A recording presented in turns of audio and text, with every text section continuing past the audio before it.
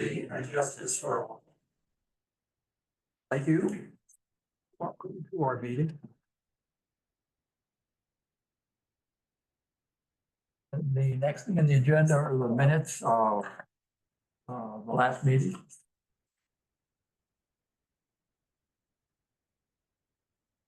Feel good. Jessica just does a good job.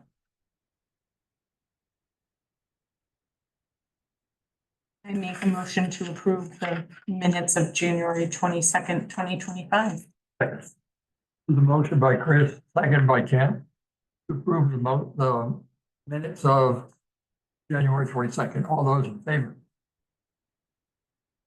Yes, something's waiting. There's one person. Is that Mark? It's Joe. Mark? Okay. Mark's in Florida. Department reports. Good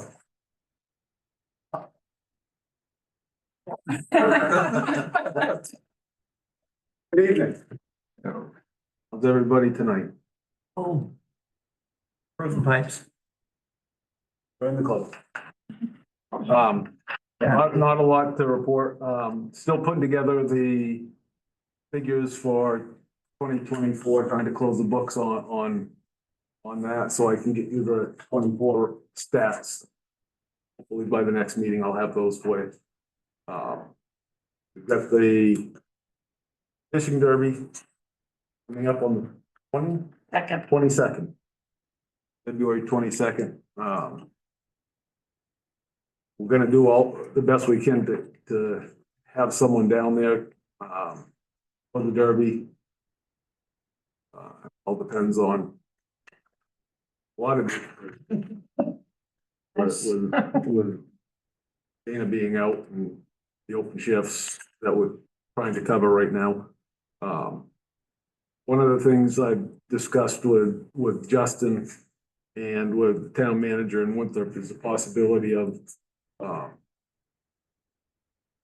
hiring one of the Winthrop officers to work a contract until we can get the new position, new opening filled on the road. So we're looking at discussing that on Monday, and we'll come back to you with further information once we talk about it a little bit further. But I just wanted to make you guys aware that that's one of the things, because we have 4 open shifts a week that Lieutenant from Winthrop and myself have been covering the road over here, answering complaints in the interim until we get someone on the road. So I just wanted to bring that to your attention, that we are gonna look at that avenue as an option. We have a meeting next week scheduled for that, right? Yeah.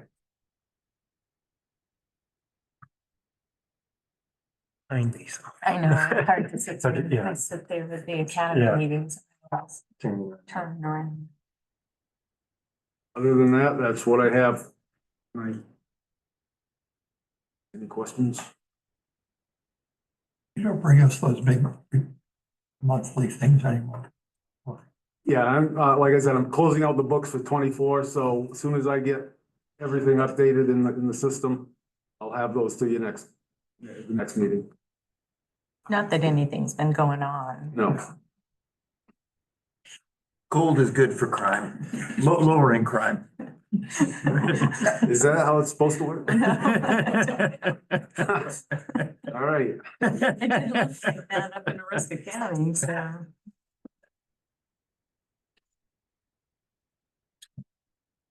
I have a report here from the fire chief, gonna be in tonight, but he's off to Massachusetts for work, and so he doesn't have to travel tomorrow. Fire department had a small barn catch on fire yesterday morning shortly after 5 a.m. on Tilson Road. The vacant property, detective from Winthrop PD and the fire marshal's office was called in to assist with the investigation. Last Sunday afternoon, crews responded mutual aid to leads for a structure fire that tied firefighters for a few hours. Fortunately, no firefighters were injured. Last week, crews responded to a few vehicle crashes in town. All mandatory BLS training was completed last month. This Saturday, the fire department will be conducting live fire training with a small barn at 90 Sanborn Road. And on Saturday, February 15th, several firefighters will be out on Wilson Pond ice fishing for our annual winter outing in remembrance of Bill Pollard and Steve Dyer. Thank you. I have given you a couple of things. I gave you the 24, 25, 26 work plan just to show you that nothing has been updated about Main Street. It still shows 24, which would be in when they started to do their engineering. It's still on their list, but they haven't, as far as I know, I don't think you've heard anything either about any update on that. Which one? On Main Street and redoing. So I just gave you that just so you can see that that was off their interactive website as of today, so that they haven't updated that. There's a memo in there.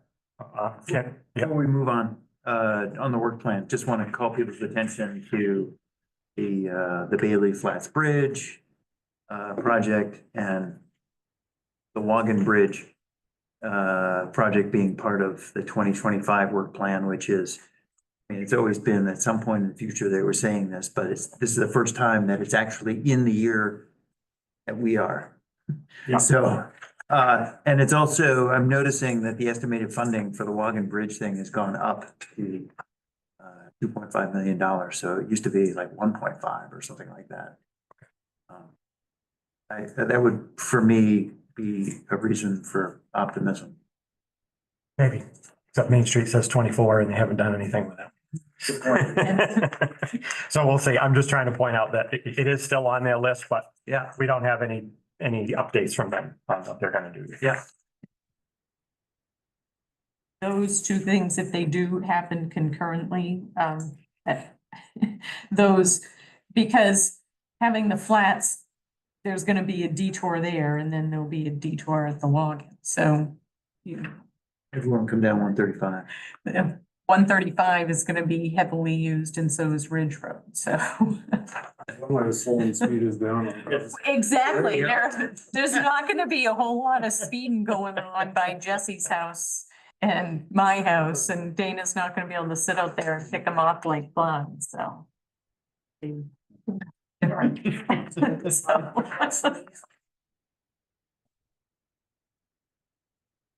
For Ken's request, this memo here from Sarah to me is the list of the properties. I'm not asking you to take any action on it tonight, just so you're aware, these are the next ones on your list for your consideration. So we'll put, if you want to keep moving these things forward, I'll put this on a future agenda and you can authorize the process to get started.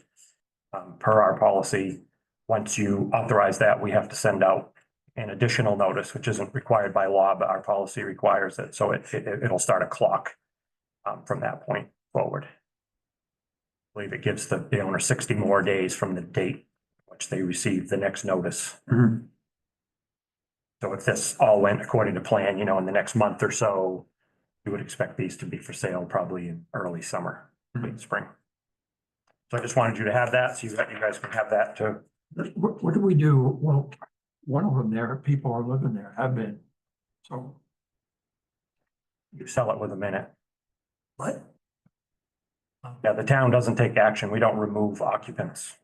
The town never takes Sell it possession of a outright. property. We just take title and transfer it to the next person and they decide what to do with it. Stay there and the new owner would have the. Moving them if they wanted to, or making them tenants, like that's. So those are things that you have to decide whether you want to move forward with those types of things or whether you just want to leave them be. I mean, it's up to you to decide. I just wanted you to have all this so you could ponder it, maybe drive by it, see where it is, all that kind of stuff, and we can take it up at a future. A lot of money, 50,000 almost.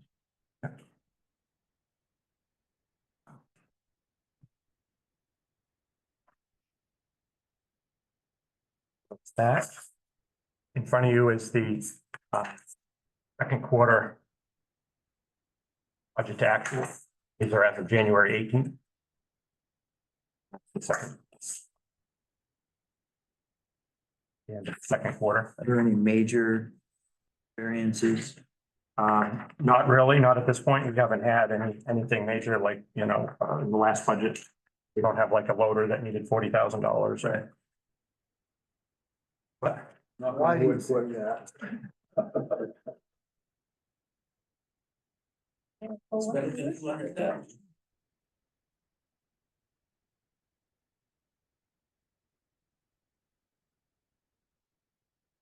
of them, if you look, they're more than, 50%, but that's expected because some of the items we pay beginning of the year.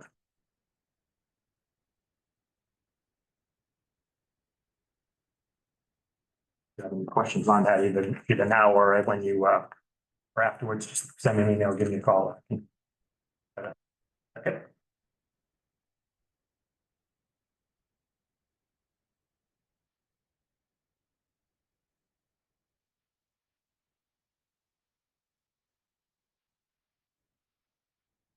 That's all I have for now, unless there's any questions.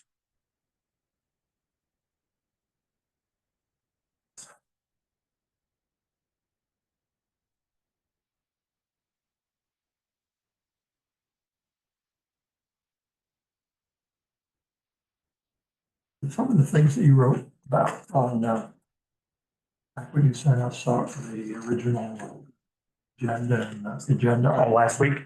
Yeah. Uh, Well, the breakdown of the trucks and,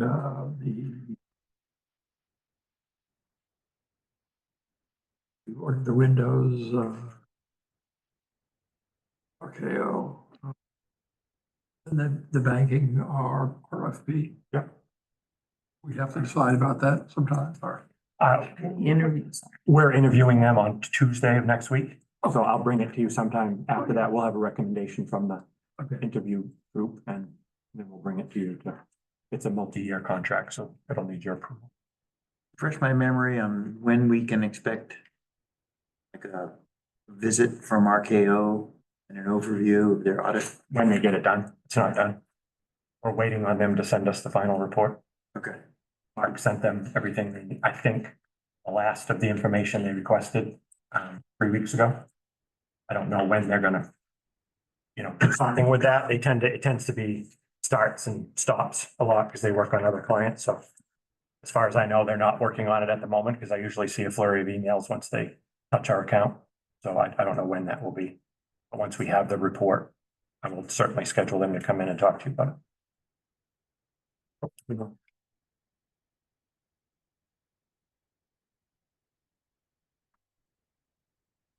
You're good at that. Well, I'm looking, poor Justin's got.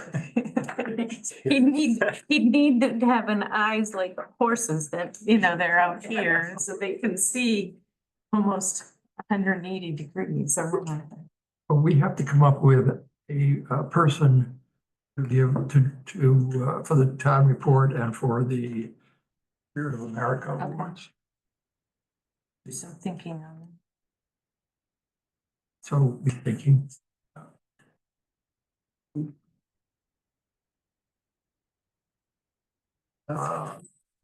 Any other, select board it. reports? Did we want Tony to give his report?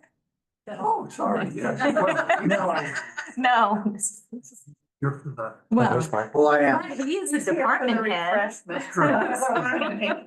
He's here for the entertainment. No. Can't think for any place I'd rather be. I mean, quickly, I'll touch on winter, just obviously we're in a snow stretch now about 3 times a week for this week, next week, last week. So at the beginning of February, that's where I generally feel we're halfway.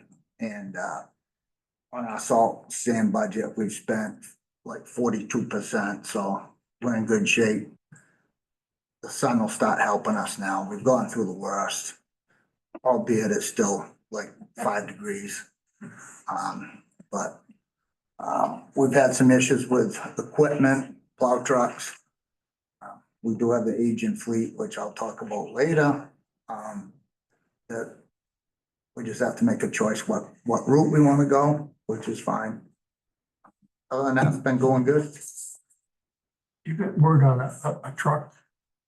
I've got like 3 fish in the frying pan now, so.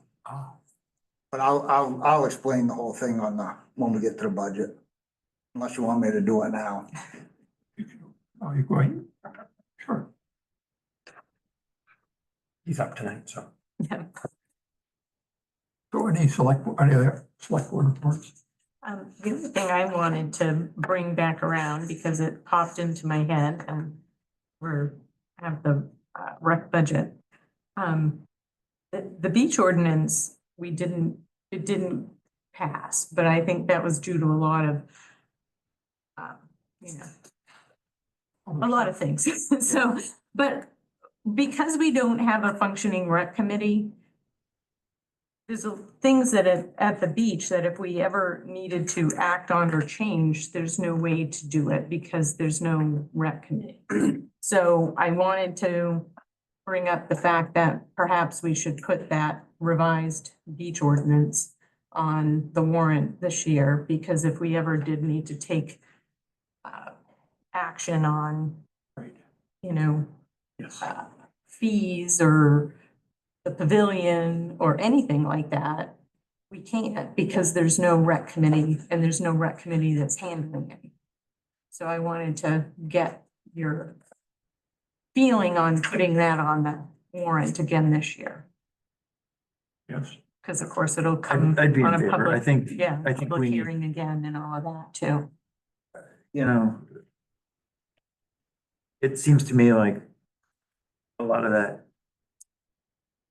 difficult period last summer was about a lack of smooth transition and leadership at the beach. And what that ordinance really does is allows us the ability to make sure that things are tip top. Yeah. And I know people were upset about it and and voted it down. And I think that was the wrong thing to do. So I'm thinking we probably gotta have another bite at that apple. If people want a smooth operating beach, Yeah, if they'd like drama, that'd be something else.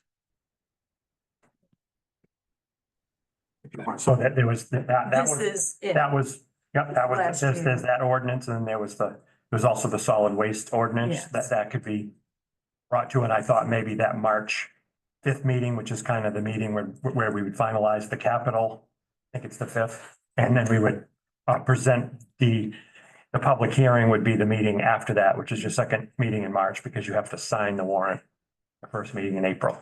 So I think it's March 5th or whatever that day is there around that week. Tell me again, the solid waste ordinance? It had to do with not allowing you to take unenclosed trash bags and leave them outside your house and have raccoons and stuff strew it all over. Right now, the code enforcement officer doesn't have any, there's nothing in our ordinances, so he has no authority to make you clean that up if it is like that. So that was sort of the intent behind that. So those two ordinances both failed. If we want to put them back on the warrant, that first meeting in March would be sort of the public hearing day if you wanted to hold that. And I'm open to, the solid waste ordinance too, I'd like to see happen because I pick up trash a lot for that reason in my yard on a windy day. So, I'd be open to both of those. So I just wanted to bring that up and get you folks' Yeah, I think we ought to prepare the documents to have a public hearing on all those things. And Yeah. have a conversation about it. somebody else. in the-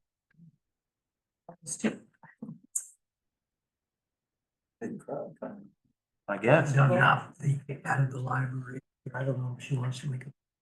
Oh, Julie, Yes, did you want to talk as a department head? Or you? can, or I can just sort of add it when I do the budget. Sure. Yeah. Good, thank you. Thank you. We, if we're still on select board reports, we had a meeting of the Trails Committee last night, 2 nights ago, something like that. We're moving along, getting close to a final draft of a grant application for a trail, main trunk trail that would go across the street here behind the RSU, kind of following many of the cross-country trails that were down there before we had all that building. And so that application is probably one draft away from being done. And looks like what we will be asking for is a grant of about $200,000 or so for a project that would be about $220,000. 10 of which I think the town has already invested in terms of hiring the consultant to help us apply and pull stuff together. This would be an all-person accessible trail, including people with mobility concerns, not motorized, but a good walking trail. In the wintertime, there's portions of it that'll be part for the snowmobile folks, because we're using that part of the, because it made sense to use part of the existing snowmobile trail down there. And so I had a chance to talk to Andy, the code enforcement person from Monmouth, just to make sure he wasn't surprised by anything that we would be proposing. Still waiting to hear back from a couple of state entities on their opinion. F&W, Historic Preservation, and DEP all are gonna have a finger in the pie. We're also starting to think about other things on the Trails Committee that we want to discuss. And one of them is the survey that was done at the last election and then has sort of continued because we wanted to make sure we have a good opportunity for everybody to participate. So right now we've got about 135 respondents to our survey on trails in town. And it's a pretty good cross-section of people, age, demographic wise. And also in terms of, basic awareness of the trails that we have offering. One of the first questions that has been analyzed is the question on making use of public streets for the purpose of golf carts and ATVs and side-by-sides.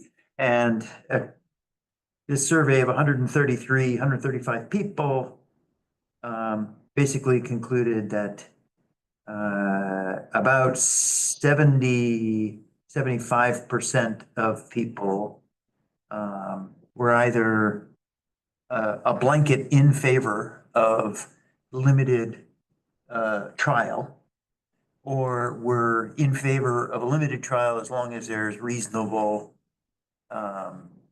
restrictions and protections for safety and such. And so I wanted to keep you folks in the loop on that. That looks like it's going to be the next thing that we start working on the Trails Committee, is to come up with a plan for a trial. See how it goes. And Chief, you're invited to come talk to us too about what your thoughts are. The basic idea behind putting together a plan, and just so that everyone knows how this might work, is according to the state law, the select board has authority to open up town road for these purposes. If it were a state road, i.e. Main Street, we would have to ask permission from Maine DOT, the commissioner of Maine DOT, which is a pretty standard request. There are a lot of different towns that have done that, and they get a thumbs up as long as there's a plan.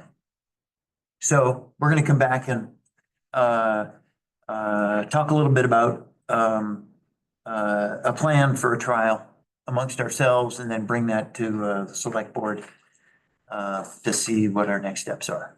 Are all the landowners involved in on this? All the landowners involved in on the plan for for the trail down here? Yes, all of them are the RSU2. It's all on RSU2, pretty much all on RSU2 property. There are a couple of adjoining folks where we just need a sign off because we've got to get away from some wet spots. But it's pretty much 100% on RSU2 property. And we've been keeping them in the loop, so there aren't surprises there as well.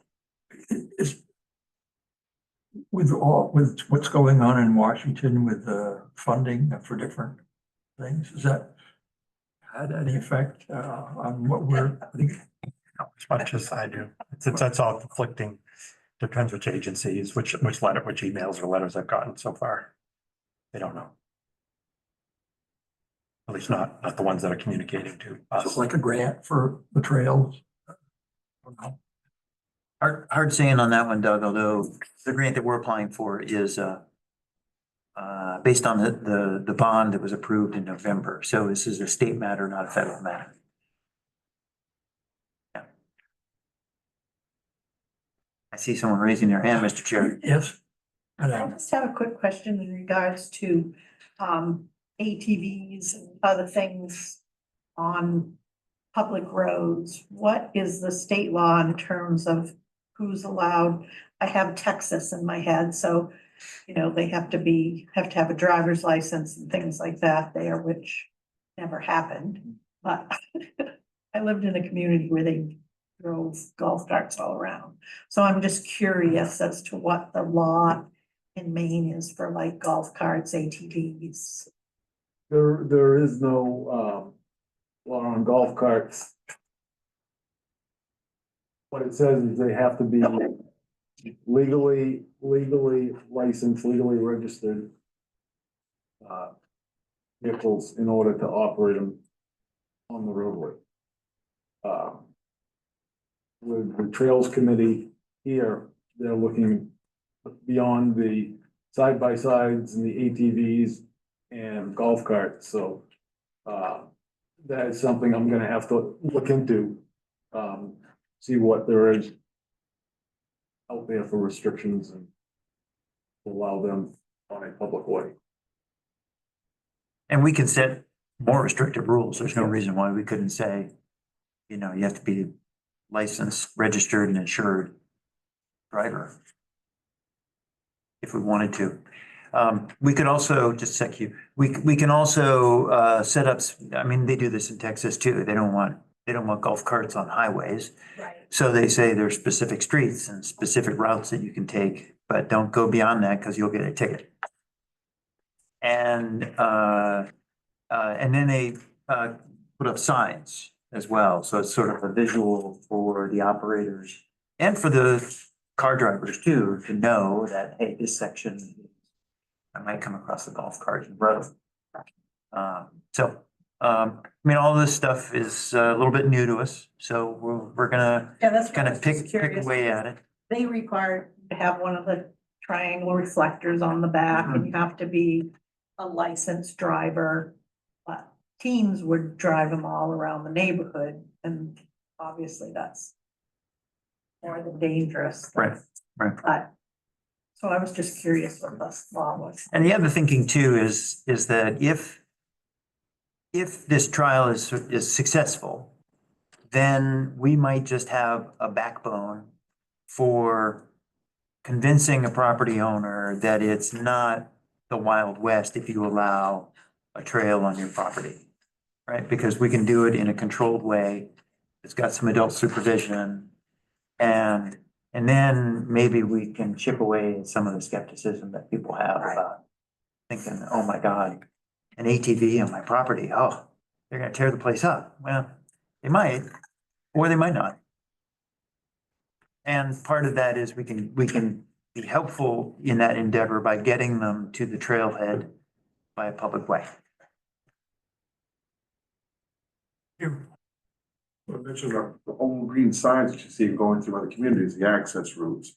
Well, that's mainly for ATVs. And that's something that the Cottonwood Trailblazers, that's also Stoneville ATV Club has envisioned for years.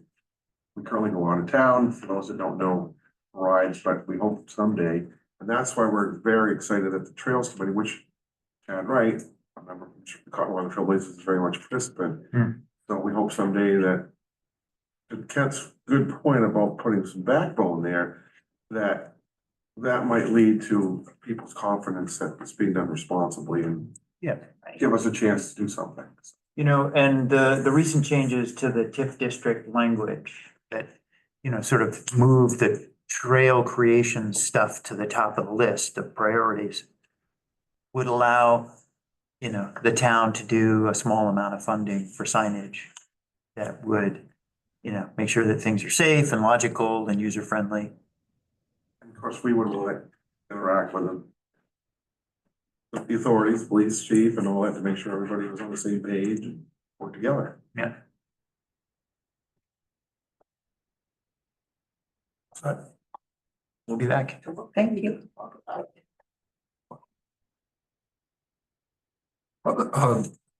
public comment? Who? When is the cemetery coming up, folks? Or we haven't heard. any- I kind of like the cemetery to stay in the ground. It generally comes up when, on either the first crack at the budget or at the end. It doesn't have its own thing because it's built in with it's built in with all the community service stuff, like all the donations and all that. It's all part of that with the general assistance. So it'd probably be that March 5th meeting. Do we need to speak to you before that? Because we looking at asking for an increase that has actually been. Sure, if somebody sends me something, yeah, for everything in sort of that section, I kind of wait for people to send me. Okay, so we need to send you something. Yeah, just send me an email or Okay. whatever it is, and then it'll show up as a change, and then Neff can ask questions about it if they have any. Any other public comment? Yes, ma'am. Hey, I live over on the Hardison Road and I've been being harassed by airplanes. I've spoken to the landowner and I've spoken with Steve Kaplan, who's the primary source of this. I have videos of injured animals, they're in property damage. It's beyond inappropriate. And I need some help. So this is Jamie Smith on the Cobussy Road and has been talking to me about airplanes that are buzzing property. And I think there've been numerous calls to the Monmouth PD about disturbances. It seems to me like we could start moving. It seems to me like we want to encourage farmers to be able to farm without spooked animals. And Injured injured animals, yeah. And it also seems to me like if neighbor to neighbor interaction over on Cobussy Road can't solve the problem, we could, we could contemplate as a select board a couple of different avenues of trying to untangle this. It's been an ongoing problem. I think I've mentioned it at a couple of meetings, maybe twice, a few meetings ago. Justin's looked into some potential solutions if we needed to act, how that might look. These are, what are they called? Airplanes. Airplanes, single engine airplanes that are landing in a field that is Oh, putting the airplane directly above Jamie's barn. so it's not those, things New Jersey's having trouble with. Drones, no, There's like No. an issue. if there were drones, I think we'd have a different, but, So there's an airstrip there? Yeah. Yeah, right. an unofficial one or a new one. It's a. You remember if you wanted to. On the radio. Yeah, yeah. Yeah, it's been there for 10 years or so. Yeah. Probably. I've had my goats 7 and it wasn't before I had my goats.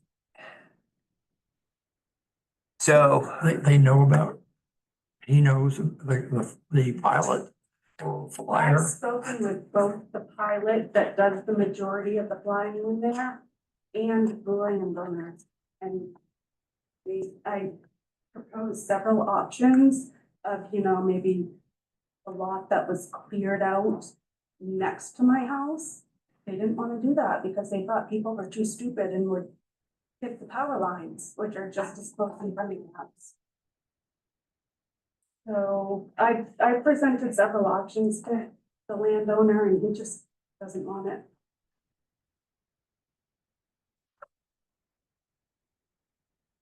but I'm losing animals at this point.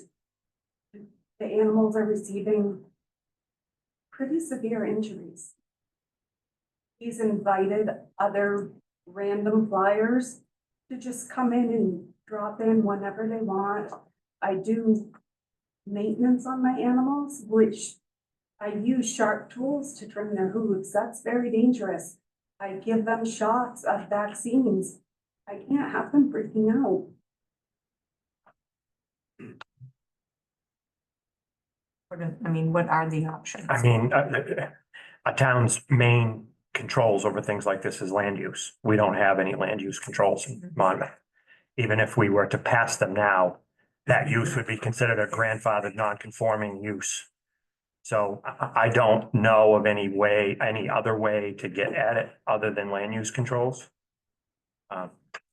There's nothing under your provisions, right, for this type of activity, right? I assume that's the case. Yeah, and, I'm not, I know that it was either Kirk or Olivia reached out to put it on the FAA's radar screen, whether they right. have any rules or regulations that apply to that. I don't know.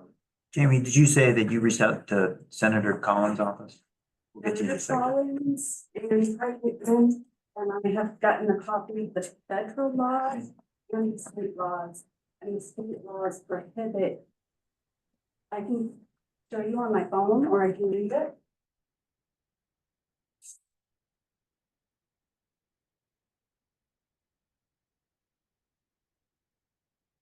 I can find it.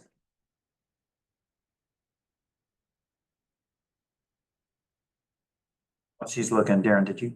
I was Chair, just gonna Darren. bring up something. Yeah.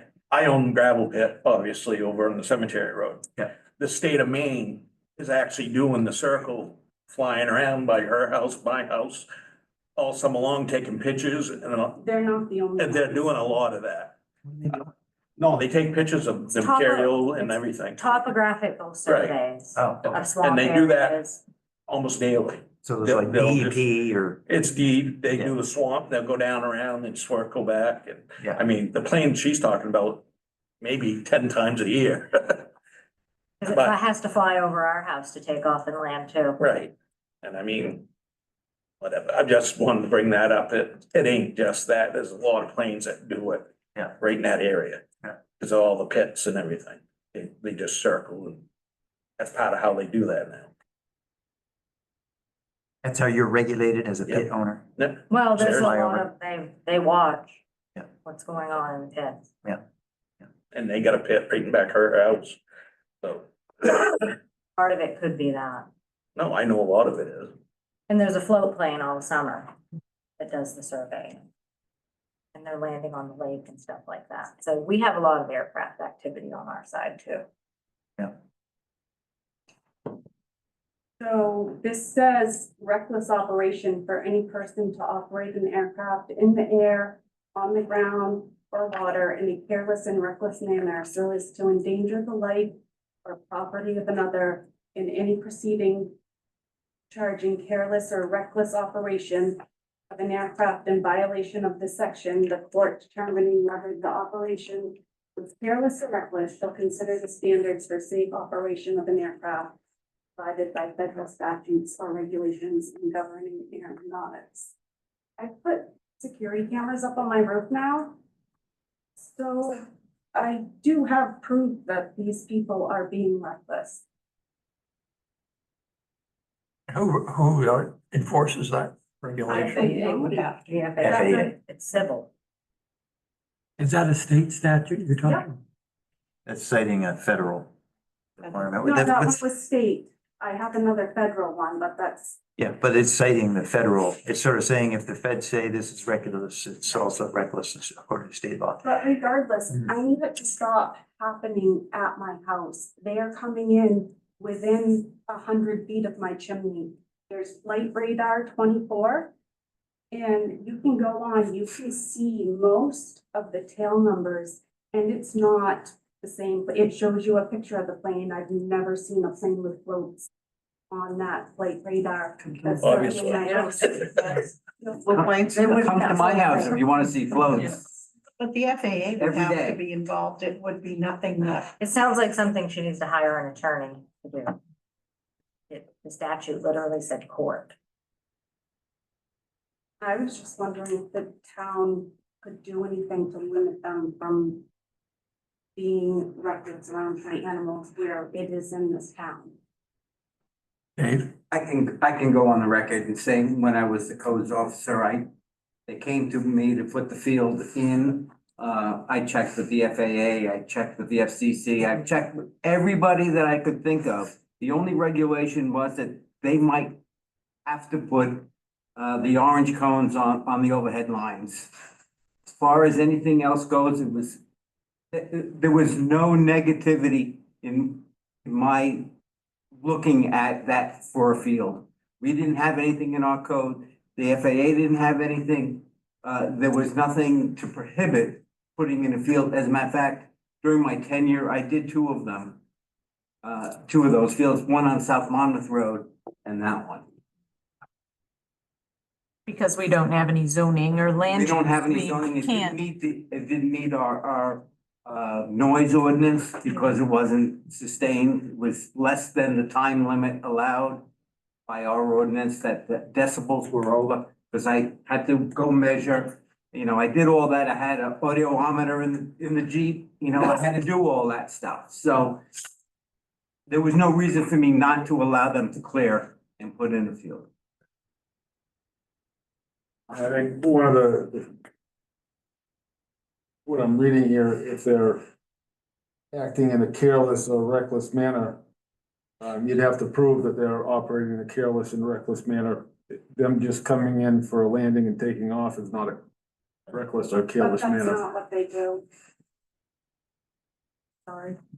They take off one way and then they come back towards my house and dip down. I have a video of it on the phone. You guys see it. Because the wind tells you what direction you gotta go in. It doesn't tell you that buzz houses.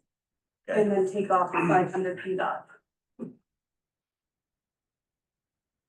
It's civil. It's a civil matter. Yeah. It is.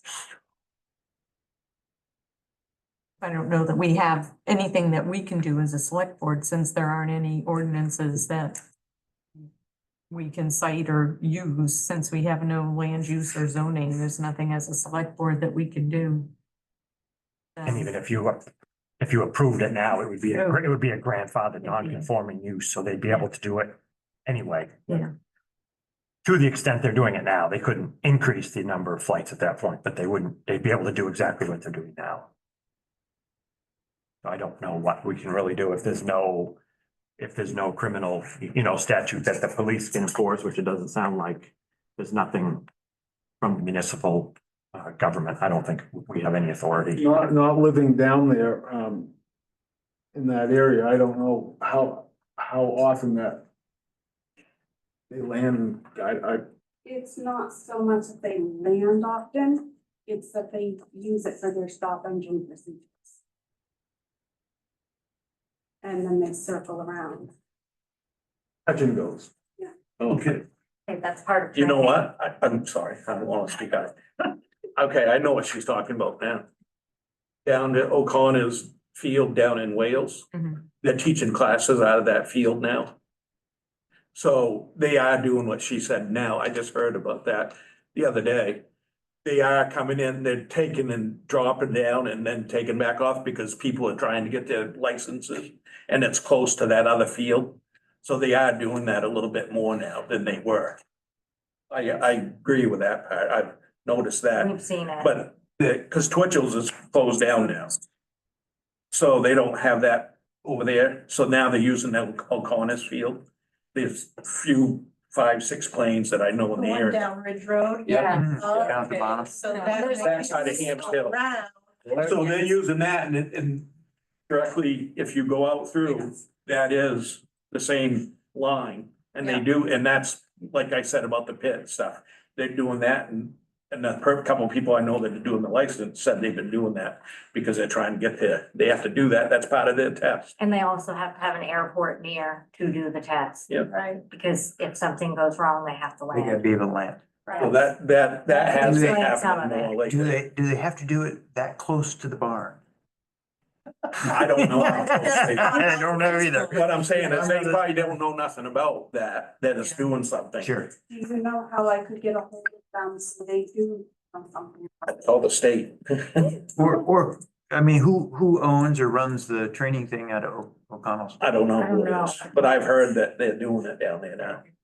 That's what all, Well, it all seems the to touch me, and goes on the lake over my house now. Yeah. Yeah. Yeah. I was wondering why that was happening. Yep. Okay.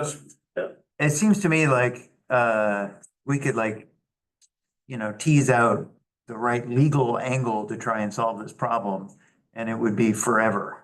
Right.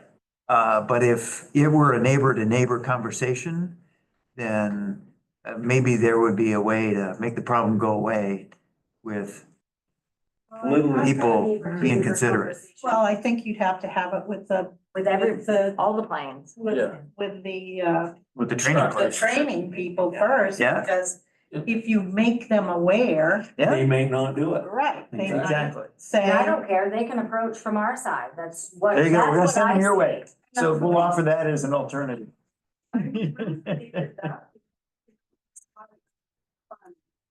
Right, and, but if they're not aware that they're doing Right, it. that's then correct. That's Right. fewer. And so I would find out who's, in charge at O'Connell, was that what it is, Go O'Connell? down Well, over He the, died, so. Yeah, but it's Yeah, that farm, go right? down Yeah, over I the remember Ridge Road and it's right there in that Wales, training so. program. Yeah. And then, make them But it's aware. still Paul O'Connell. I don't I don't know, I have no We idea. just know. I know. We just know, it's on, So bad. like Darren said, it's on the other side of Hams Hill, so, that's all we. Would you know someone who would know? I'll mention it to one person that I know that's doing it. And No, I don't know they're doing it there. I know he's taking his test and I Yeah. don't know. Yeah. He said something about he flew over my house the other day, so. And you touched down on the roof? I don't care. It doesn't bother me. just get a hold of I'm someone at surprised the the dump state and trucks on the find pit out road don't who bother is our animals. teaching. Yeah. Who's teaching, flight schools out of that area, because there'd be a record. Okay. And you may be able to talk to Augusta, That's who I've I already thought done was that. Augusta. right? Talk to Augusta to see who is teaching them out of Monmouth, Wales. They may know so that you have someone to, I'll go with the state, the people that Yeah. are involved in the flying industry, Mhm. either run around big time. yeah. And it's hard because they're usually here, they're little small. I hate to use the word mom and pop, but they're small little institutions like that, so. But I mean, Give it a shot. I would start there. Sorry, Doug. And then you're always welcome to come back. And I mean, it's always easier for people just to figure out the happy medium of That's, solving the problem amongst themselves. But if folks aren't being cooperative and are being hard-headed about stuff, there are other ways that we could start the machinery moving. dialogue about it, exactly. Open dialogue always helps. Get the mature adults together. Sometimes that's hard to do. What's one of you?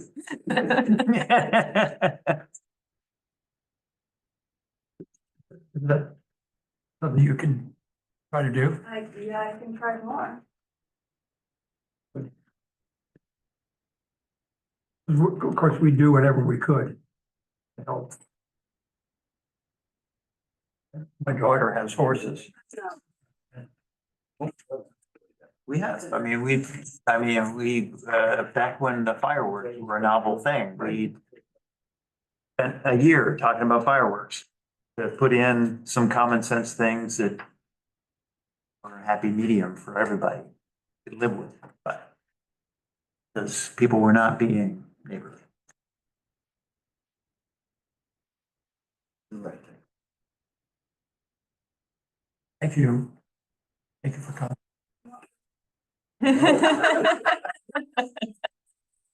We feel your pain, we understand it, just don't know how to solve it. Yeah. I mean, I know, two people up there have horses and, you know, you're very sensitive to those kind of Yeah. things, whether it's fireworks or planes or Drones. drones, you know, speeding, snowmobiles. It's, you know, it's something that I know it's doing them very hard and that you end up as some of the reasons why we live in a small community are because we don't have a lot of these controls and zoning and things like that. That's what makes Monmouth Monmouth. But on the other side of that, it makes, you know, it makes this very difficult to kind of give you a hard, Resolution. fast solution, resolution. And I know this, Steve Kaplan has a plane. It's very loud. I don't know what he's taking He the does- mufflers off or something. He doesn't have that anymore. Oh, he has a new one now? Got rid of that? Yeah. Oh, boy.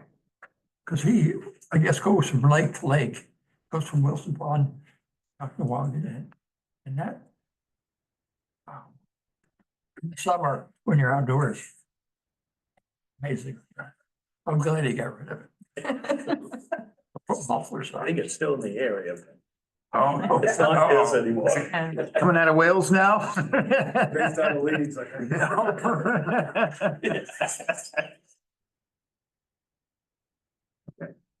Any other public comment? I got one thing on. I drive truck through town all the time and I drive down Main Street and there was a big thing about Maple Street and all them getting new sidewalks and stuff. But nobody seems to use them. They're always on the other side of the street. But I get dirty looks like, what's going on? What are you doing? Like, but the sidewalk's there for a reason. Nobody's using it. So now we want. You notice that, Paul, at all? so, Everybody's on the other side. The sidewalk's not getting used. But when you're near going down the road, they look at you like you're. Had to run them so over. as a walker, I love the sidewalks on Maple Street. I love, and I use them all the time, but when it's icy, and the other day I was walking and they hadn't done them yet on the weekend because they don't go and do them on the weekend and I didn't want to hurt myself. So I was walking where it was plowed because I knew I wasn't gonna break my leg. We're talking about all summer long and Right. the dump trucks appear to be going faster than they really Oh, yes, are. because the sound I and know it's size, been so. 3 days. I've not gotten a ticket, so obviously. Not yet. It's 7 o'clock. Again, people think the radar by looking at the speed. You get all the praise going by, you know whose house. Yeah. You slow down for her, so. Yeah. So, but hopefully when we do get the sidewalks done, it will. But then there's times that people, you know, the sidewalk's there and they don't use it. And there's been times All the that, time. that I don't walk on the sidewalk if it's icy or What about muddy summertime? or, you know. I see What's you your on the experience? sidewalks. So I try to use the sidewalk, but that's only me. I'm just saying that. It's a matter of time for some, I'm gonna stop next time and you'll be getting a phone call. Is there a requirement for Yes, pedestrians there to is. be on the sidewalk? They're jaywalking or, you Is know. there, is there such a Is thing? there? Dog on the way by. So Paul, what's the rule on that? If there's a Don't let sidewalk, Kenny come out, you know. yeah. That's what I'm I'm good. telling It you. takes a lot, but when it gets there, it's gone. You're gonna have to park a cruiser on Maple Street. So, well, the other thing too is, you know, Let's add all golf carts the and times ATVs that, to that. exactly. So that's the other thing is, you know, sidewalks, people or the crosswalks, standing in a crosswalk waiting to cross, but you know, nobody stops. So I've been there too, but I won't just walk out in front of a car. But is there a rule that if there's a sidewalk, you have to use it? No. So, So I would look at our sidewalk situation as a slow motion project. Yes. It's incomplete. It's Yeah. incomplete because that's a sidewalk that basically doesn't lead anywhere other than just down Maple Street. There's no nectar or whatever. It's like put in. And the sidewalks on Main Street, as we all know, haven't been touched in about 50. Telephone poles are in the middle of them. Yeah. Yeah, and then there's the sidewalk on Pleasant Street, which in the summertime disappears because the grass grows over it. Right, but it's there. There is, believe it or not, about halfway down and then it dead ends too. Stops right there. So. We just have to prohibit truck traffic on there.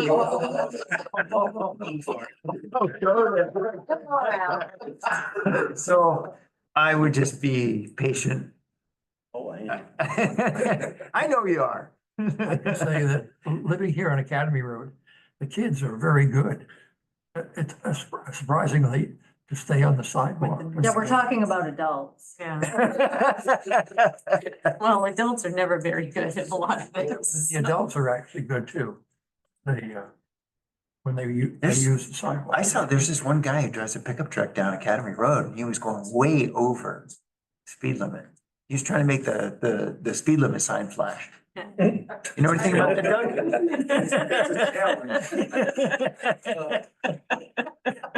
I don't. There's a red one, wasn't it? With 4-digit plate. Yeah. Somebody must have.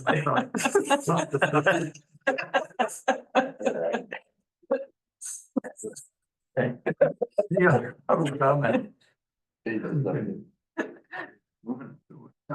Okay, to consider appointing Jessica Flores as the registrar of voters. It's a biannual appointment. It's up. And that's something you guys have to do. I make a motion, we appoint Jessica Flores as registrar of voters. I'll second that. Is she currently the registrar? Yes. Oh, Ken made a motion and Chris seconded it to make, to appoint Jessica Flores as registrar of voters. All those in favor? I vote yes. Thank you. Mark's here. Mark, you're missing a good one. Oh, no, I've been watching the whole thing. I'm here. I'm gonna buy a plane, I think. I'm gonna buy a laser. Oh, no, don't do that. And don't say that in front of the police chief. Bird return. Big bird. Next is to consider transferring the funds and management of the Monmouth Heating Assistance Program to the Rural Community Action Ministry. So I'm bringing this for your consideration for a couple of reasons. One, this program was sort of created ad hoc by the select board. It doesn't have an ordinance or a trust for these funds to go in. So when those things aren't created, municipalities are not really good stewards of donations because we don't have a legal mechanism to either expend them properly or to account for them. So what we do is since these have been donated, when we do our pre-audit, we designate these funds as separate, but they're really not. They're sitting in our general fund. So when somebody comes in, their intention is to give money to the heating assistance fund and we keep track of it, if you will, we're, for the sake of simplicity, we're writing it down over here to say that that's what it's for, but it's really sitting in the general fund with all of the money that we use to pay all our bills and payroll and all that stuff. Towns really, on just a philosophical, shouldn't be doing things that are not really their charge by the taxpayers. We shouldn't be managing programs that are not town functions. The Rural Community Action Ministry has a program that mirrors ours, almost to a T. They follow I have the thing here. They follow the same rules that we are right now at the town. They have to, so someone right now is supposed to come in, apply for general assistance, be denied, and then they're eligible for that. The RCAM program that has money for that as well, they follow that same amount, but they also try to help people fill out the forms for LIHEAP, which is the federal assistance, and they try to help people fill out the forms for the CAP Energy Assistance Program as well.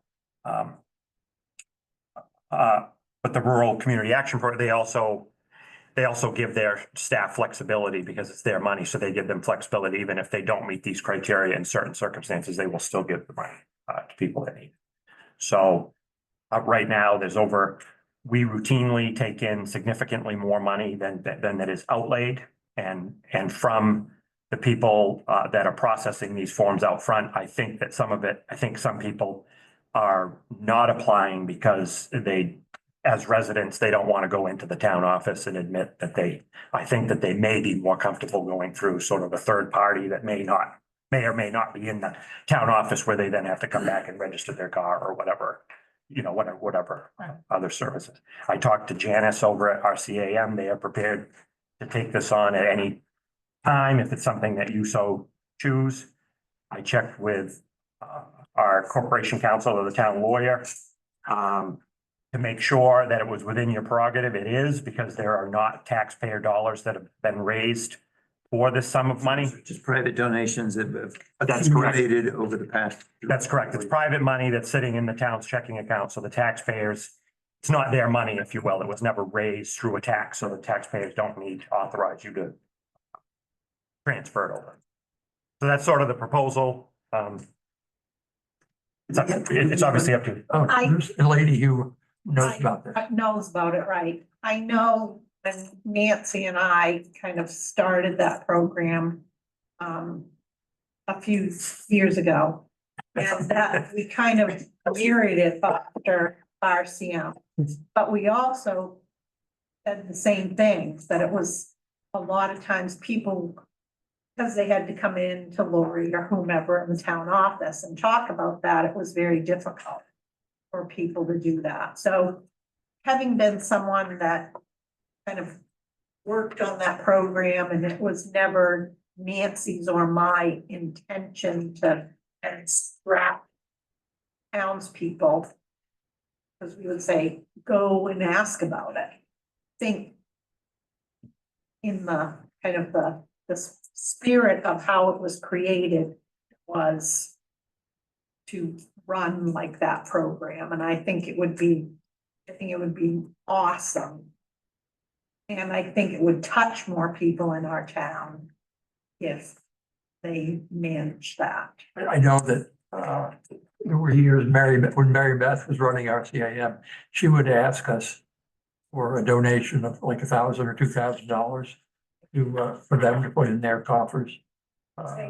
When we were, and I still have those cans in a bag down cellar, where we used to put it downtown. Well, I mean, I'm sure there's still money there from when we did the chili chowder challenge and some of the things. That money is just carried It's over. getting bigger and because bigger it's every year. Yeah. Never been used. So I mean, Yeah. So Herb Whittier used to do the golf tournament right. and And raise all of money that for. money went toward it too. for that. So, Yeah. right. I think there's probably a significant amount of money that could do more good. Yes. If there was a, So the current balance is what? It's around 35,000. Okay, so it's pretty substantial. Is the Monmouth assistance program for Monmouth residents? So if you're okay with this concept, what I'll do is I'll work with Janice to draft an MOU. My thought is that we would have our CAM dedicate this money for Monmouth residents. And they can just be the. Right, they'll be the custodian of it. They'll process the applications and they'll help people, but then we would sort of say, this is the town's gift to your organization to be used for the residents of Monmouth. Yes, no. Also, Arcam is more readily available, yes. especially on weekends. I know we get phone calls at the PD and I mean, it's always very difficult to then try and get a Track hold down of. some. I mean, I'm not saying that you're not unreachable, but it's very hard Yep, to understood. be of assistance on the weekend when there's really nobody, working in the town office and things like that. So And they, they're more as you accessible. said, their discretion, they have some discretion that if they're not pigeonholed into some sort of, let Set of RCM make that determination that if it's a good reason, then they can work with those funds, So so. they do so many other things, that they can be that outlet. We're, right now, we're giving $5,500 a year out of the warrant normally every year. They're already doing a host of programs in this town, which we really should be doing more, in my opinion, than the 500. It's been a long time since that's been raised. My parents were one of 7 people that founded RCM, and to my knowledge to this day, I still know a couple of the trustees there, and they're still trustworthy people, so I would think it would be very sound judgment to have them handle the program. Well, the people who donated it expected to go to Yes. Monmouth residents, and so I, with that caveat, but with that provision, yes, I'd support it. So do you need a motion for this? I don't right now. If I have a consent, I'll bring you an MOU and you guys can approve the final draft. Okay, and then Yep. we'll wait to transfer any money till the MOU. That's correct. Can I ask one more question? Yes. Can we get a representative sometime to come here? I think it'd be inspiring or educational, to actually see how much we're getting the bang for our buck here. That's a lot. Sure. We might want to hear a presentation from them there. Doing a lot for us here. Yeah, I can invite Janice over. Great. Thank you. Having met her on the age-friendly committee, you know, and the programs that we've been working on and trying to build up the drivers and riders program and all of that too, you know, so. I've learned a lot just from being on the age-friendly committee, so. Okay, thank you. Next is consider deeming the following property tax accounts as uncollectible. And I don't want to read all of these, but Yeah, sure. In the packet, on the bottom of each sheet, Sarah put little notes so that you were kind of aware of what the issues are. These are basically accounts. Half of them, I can go through them if you want, or I can just, If you could just go with the map and lot and just tell us what the deal is so that everyone. So, here what we're up against. map 28, lot 64, which is 962 Main Street. This is a mobile home that's no longer in Monmouth. The balance is from our old accounting system. These go back to 1994 and 1997. We don't have any electronic records of this, and the mobile home doesn't exist. So this is impossible for us to, Amount, $1,030.86. 1994. Yes, well, 94 and 97. don't be uncollectible. Yes. Map 20, lot 4-13. This is 15 Blue Rock Road, lot 13. The unpaid taxes for 2021 were assessed to an owner of a different mobile home that no longer exists. There is now a different mobile home on that lot. So what happened was it's a leased lot, the mobile home was on it, the other mobile home has disappeared. There's a new owner with a new mobile home on top of it, so there's nothing to lien or to collect at this point. And what's the amount? $928.42.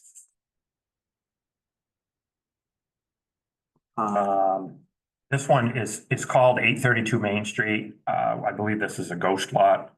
This account has no values or acreage. It has two 2017 tax years and each was assessed to someone different. Neither of these were lien despite having a balance. We believe that this is an error in the system. It's $190.46.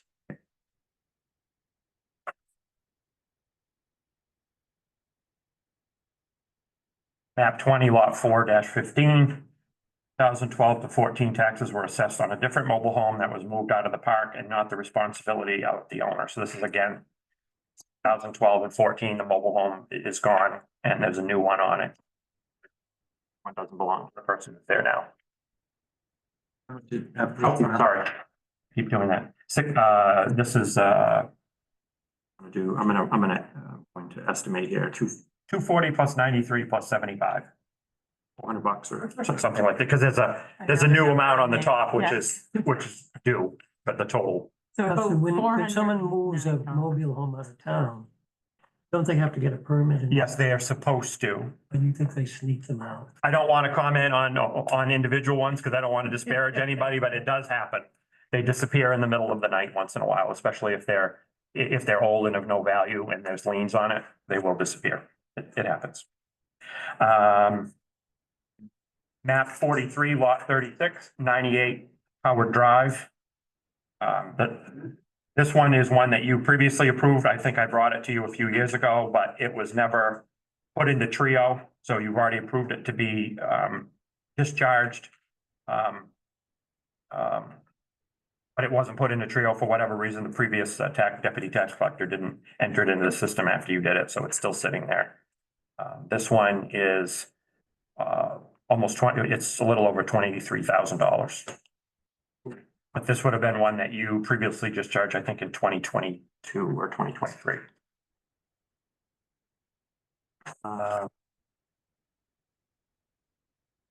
Is that a house or a home? What was it?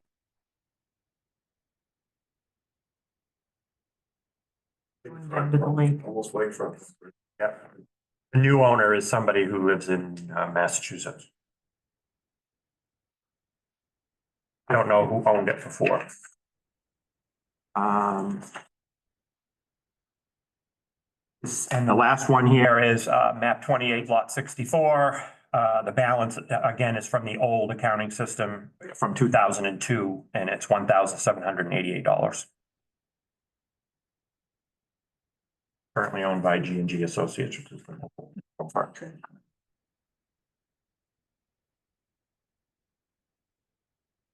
Well, why would this one be abated? Which one, the last one? Yeah. Because it's a tax from 2002. It was on our old accounting system, so we don't have any proof of lien. We have no record of it, other than the total balances when we transferred the system moved over. But there's no accounting for what the acreage was or whether it was land and buildings, so we couldn't do anything with, we couldn't make a lien of it at this point. In reality, it should have been dealt with, you know, back in 2005 or something like that. I don't have enough information at this. Do you point. recall the circumstances of our approval back in 2022 of the parcel that's behind Dr. Hoyt's, the Howard Lane parcel?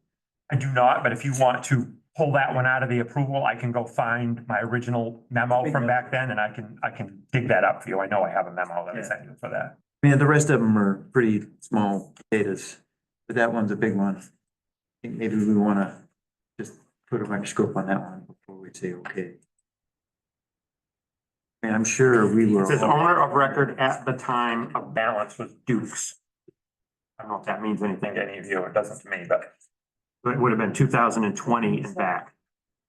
And it looks like they've been. That had a problem down there. They've been current since 2021 and the new tax is only $255 compared to $3,500. That's right there. Something changed. Different. Right, so something changed because the tax amount went from $3,500 a year to $255 last year. So there's some significant difference. Maybe we weren't assessing it properly. I don't recall, but feel free to pull that one out and I will bring it back. So I make a motion, we deem all but the Howard Lane property tax accounts as uncollectible. I'll second that. There's a motion by Kent, a second by Chris, to consider all those properties as uncollectible except for the Howard Lane property. All those in favor? I vote yes. Thank you. Next is a review of the budget for the works. Transfer station. If we could, no offense to Tony, but he's probably gonna take a little longer than Julie and Dennis, so maybe we can let them go first so that they can go home. Is that? I gotta go back to the library till 8. Does he have to go? It's okay if you want him to go last, but I know that. Couch. Hers doesn't usually take very long, so I just figure we can let her come and you can let her go. Thanks. Maybe a little bit longer than usual, cause I did some, moving around stuff. The full-time staff wages went up with the COLA. Part-time staff wages, I reduced a little bit, cause we've managed pretty well this year. Training I left, traveling mileage I reduced by 100, it's now just 100, we don't do a lot of traveling. Took the water line out, that was small water, and I moved that to supplies, $100. I did raise the telephone line, the voice over internet protocol. I just moved it to what it actually is costing the town, but went up $492. IT support, we haven't been spending the full amount, so I reduced that by 400. Kept equipment repairs the same. Postage been great, with the generous help of the friends, we were able to reduce that at $700. So thanks Doug and the friends. Supplies went up $100 because of the water business. I did increase the line for books and periodicals by about $600, so it's up to 7,000. I haven't moved that in many years. So library program stayed the same at 300, and again, the Friends underwrite a lot of our programs, so we're able to offer more than it appears we could on that little bit of money. If I think my math is right, I had a typo in the submission I made to the town office, I apologize, I think it actually went down 0.27%, not increase. So that's about $290, so save a little. And we're still able to offer everything we were doing and more. Which, you know, I could just mention, that we're doing lots of programs. Stuff for kids, adults, seniors, our low impact adult yoga is now happening every week, again, with the generosity of the friends. And we were able to give the instructor a bit of an increase, and he is very, very generous. The folks that come love him. Just so you know. New programs are coming, including hopefully adult watercolor lessons, more kids, authors. And we're also looking at working with the National Digital Equity on programs. One thing that's in place already, if you qualify with the income, you know, you have to qualify by income. Folks can get a free laptop or tablet. And you can just stop by the library and there's a application I can give out. We're also looking at getting a digital navigator who would come anytime we wanted them to provide programs. Basically anything computer related or online related. He'll do cybersecurity, wrangling Google, you know, whatever, from anywhere from even 1 to 10 attendees. And he's a super nice guy. We just need that, an MOU to be able to work with them, but I know that Reedfield's doing it. I believe Lithgow and some other area libraries are doing it. We are still offering passive programming for kids, and that's all day, every day. Basically, it's a table of crafts and puzzles and coloring that we switch out on a regular basis. And the parents and kids all love this. I mean, the kids come in and they're like, what do you got this week? So they run over. And I apologize for being a little bit late. There was literally a traffic jam at Compton Hall. So all these people were leaving from the Southern Maine Association of Shakespearean Homeschoolers, also known as SMASH. And they're doing the Merry Wives of Windsor this weekend, $8 a ticket. And they're amazing people, very nice and respectful of the building, and a good bunch of kids. So if anybody has any questions, I'll take them, or you know where to find us. Julie, were you still involved with the kayak? Was that you at all? How's that work? Well, you know, we haven't quite got to summer yet, but I'm hoping to spring into action. Right. I didn't have a pricing for the friends at the last meeting, but I'm getting some help, and I think we'll be doing that. Just curious the Yeah. status. No, we got the approval through the town's attorney, right? And we'll have to have, you know, some kind of waiver, gotta have, PFDs, gotta have, you know, paddles, that kind of stuff that we'll keep at the library. And then whether it's kayak, whatever we're doing, will be at the new, rack down at the boat launch. So thanks for reminding me of that. Yeah. No worries. Yeah, apologize for the pun. Oh, it's cute. Thank you. I appreciate being able to jump in. Thank you. Thanks, Julie. No, we don't do a sign-in sheet anymore. No. You just were recorded. There you go. So Tony, go ahead. No, you want to pass it? No, it's okay. Go ahead. You're right. He's home. He can write.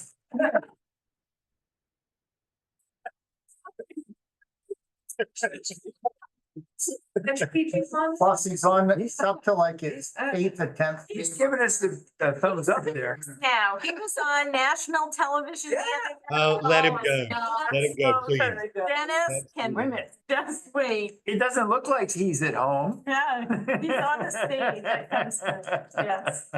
I saw Dennis a week ago in a three-piece suit. so Oh, You've Jesus. never seen that. You know why? Well, Dennis is one of those individuals that is very unpredictable and sometimes confused. Well, there Be was a- careful, you've got his brother-in-law here listening to every word he's saying, so He knows. related in this town, so. Pretty woman on his arm. Yeah. Yeah, what was that? Yep, exactly. He didn't kill anybody with a button fly. I was worried. All right.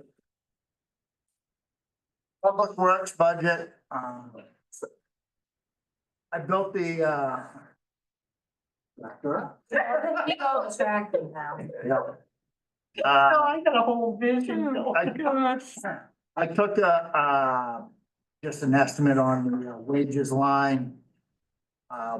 We're in contract negotiations, as you well know, for the union contract. I think that we've closed that up, but hasn't been ratified yet, so I'm gonna leave that where it is for right now. So the union ratifies it and then we approve it or, yeah. Yeah, Yeah, right now, our tentative agreement is with our town's attorney to make sure there isn't any issues in there. Once I get it back, I'll send it to the union and then they will hopefully approve it and then I'll bring it back to you. To make sure that you're okay with signing it or with me signing it on your behalf. I mean, from our last meeting, we were pretty close anyway, so. Confident we're there at this point. Went down on part-time wages to get that closer to what the actual is. If there's a line down through here that you want me to hit, cause I'll skip a lot of them. Yeah. A lot of zero changes with this. I expect heat to go down, but electricity, as we all know, shot way up, so. Raised up on that line. Water and sewer, I just anticipated an increase. Telephone is, just the internet cost and that's our internet and phone together. Engineers, we left the same.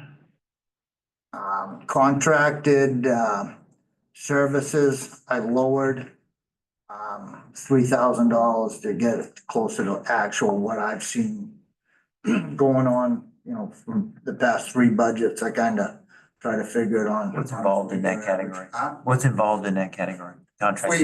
Like roadside mowing, or if I have to have a contract come in to help us with a culvert or something like that. Okay.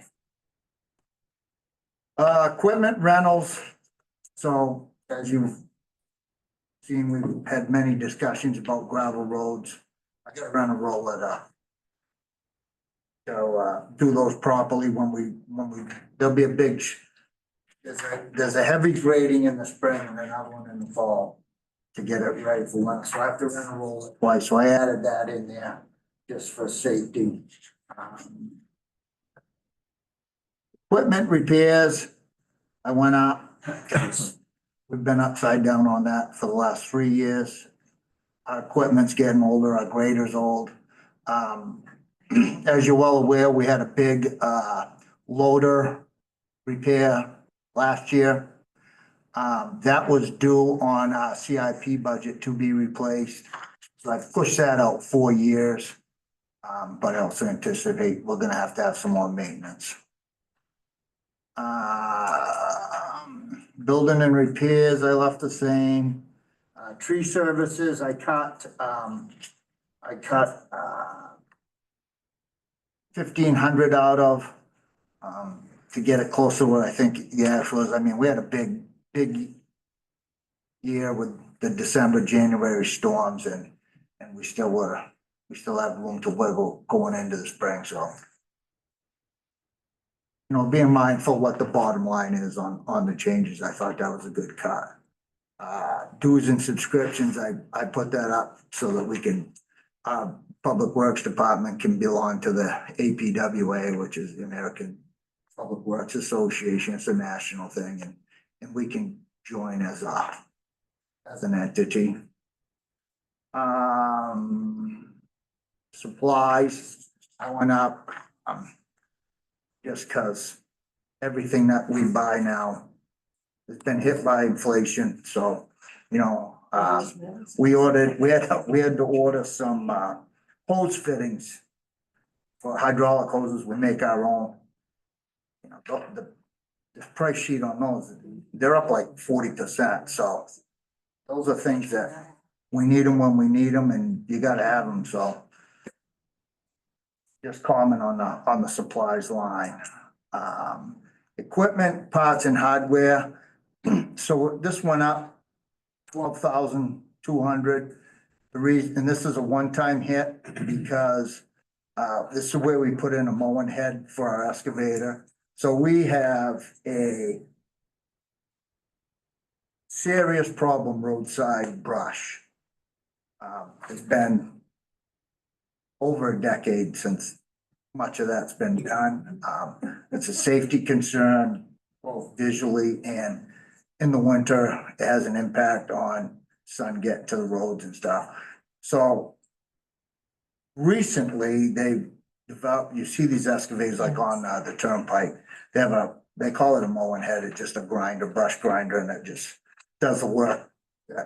In 1 hour, it does what my crew could do in about 2 weeks, so. And that's not a slight on the crew. It's just a piece of In case they're machinery. watching. It's a piece of machinery. But now, and they've improved them now, so there's different styles that, you know, the first one they came out with, they were fairly expensive. But it's grind down a 6-inch tree, which does not, our excavator doesn't have that capability, but I found a head that will run on our excavator. I've seen it run on one that is very similar to ours, so that's why we put that in there. Sand and salt. So I went up 15,000 there with, so it's two faceted. I'm trying to use more salt. I didn't buy sand this winter because if you guys have seen the monster pile down there, we're using sand now that was probably put in the pile 15 years ago. You know, it just kept getting added and they'd use some. And so, we're gonna have to replenish our sand pile in the spring. I'm looking towards if there's a way we can manufacture it ourselves for the spring. I have to see if our sand will pass a test. There's a sieve test, you get the proper product to use to sand the roads. Also, You mean like from the town pit? yeah. Yeah. I'm not optimistic by visual, but worth a try. Salt wise, so salt shed got voted down, so it puts us in a bit of a bind because we have to use more sand than I wanted to because, so a week like this, I can only fit 3 loads of salt in our shed. That, you know, depending on the storm. Now, we could get 2 inches over 12 hours. That costs way more than Friday night when we got about 5 inches in 4 hours. Because you have to multi-treat, and of course you hit 2, if you hit 2 rush hour cycle, there's just a lot to it. So managing the salt usage, when we can only store 3 loads of salt, and you don't get it on demand. When you call, they have 3 days to deliver. But they don't have to count the weekend because we're not open. You know, I can tell them, bring it, we'll put somebody there, but they don't truck those days because no municipalities takes them. So making sure that we have enough salt for 2 or 3 storms out in front of us. becomes cumbersome, so thus the use of more sand. Because salt can't sit outside. Salt cannot sit outside. You know, we look, the sand, you know, we got snowbirds, you know, twice the size of that desk fall off the bank now just because it's been so cold, but you know, that's easy to manage. Sand's a lot easier to screen out, but any questions on the sand salt? Trying to make it as understandable as possible. Gravel. So I doubled, a little over doubled the amount for gravel. So we've had several discussions about gravel roads. We need material to start fixing them. I put it in there. So if we want to start that process of helping our gravel roads, I'll be able to buy the material and we'll move forward. If we throw it out of there, then we throw it out, but that's why that's in there. Mulch, I left the same. Signs, I went up $1,000. So I'm upgrading the street signs so a street sign is, if you're on Main Street and you got Academy Road, it changes the sign, the actual street sign. So the rules changed on those. The last MUTSD book that came out, which is the guidelines for retro reflective and stuff. So a lot of our signs are small and not retro reflective. So I'm starting to pick off the more active roads. I actually ordered all the signs for Main Street out to Ridge under this year. You know, we'll be doing that as time allows before springtime. Small equipment I left. Justin, this is a question on the sign issue. Can any of that come from our TIF budget? Regular road maintenance, I don't believe so. Under the guise of economic development? I don't think road signs or stop signs would count. How about please use the sidewalk? Maybe. I can get that sign made. Matter of fact, if I put Can a it be sign a- up, you guarantee they're not gonna. Flashing red? That means go.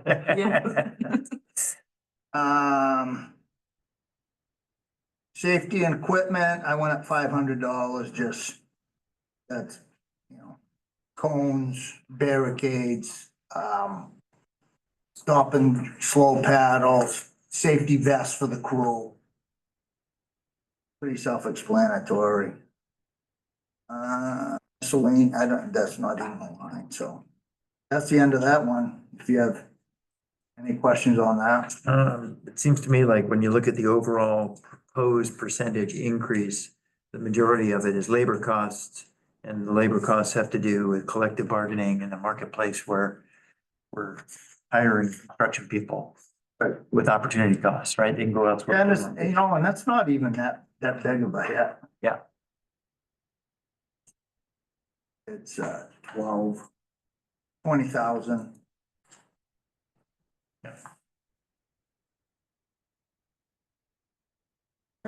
And Close to with, half. you know, with what people have been asking for with gravel roads, you know, I mean. Well, I tried to gear it towards what I've heard here, you know, and you're asking for this is what the cost, this is where it is, you know, and Yeah. $20,000 is nothing. I mean, that's.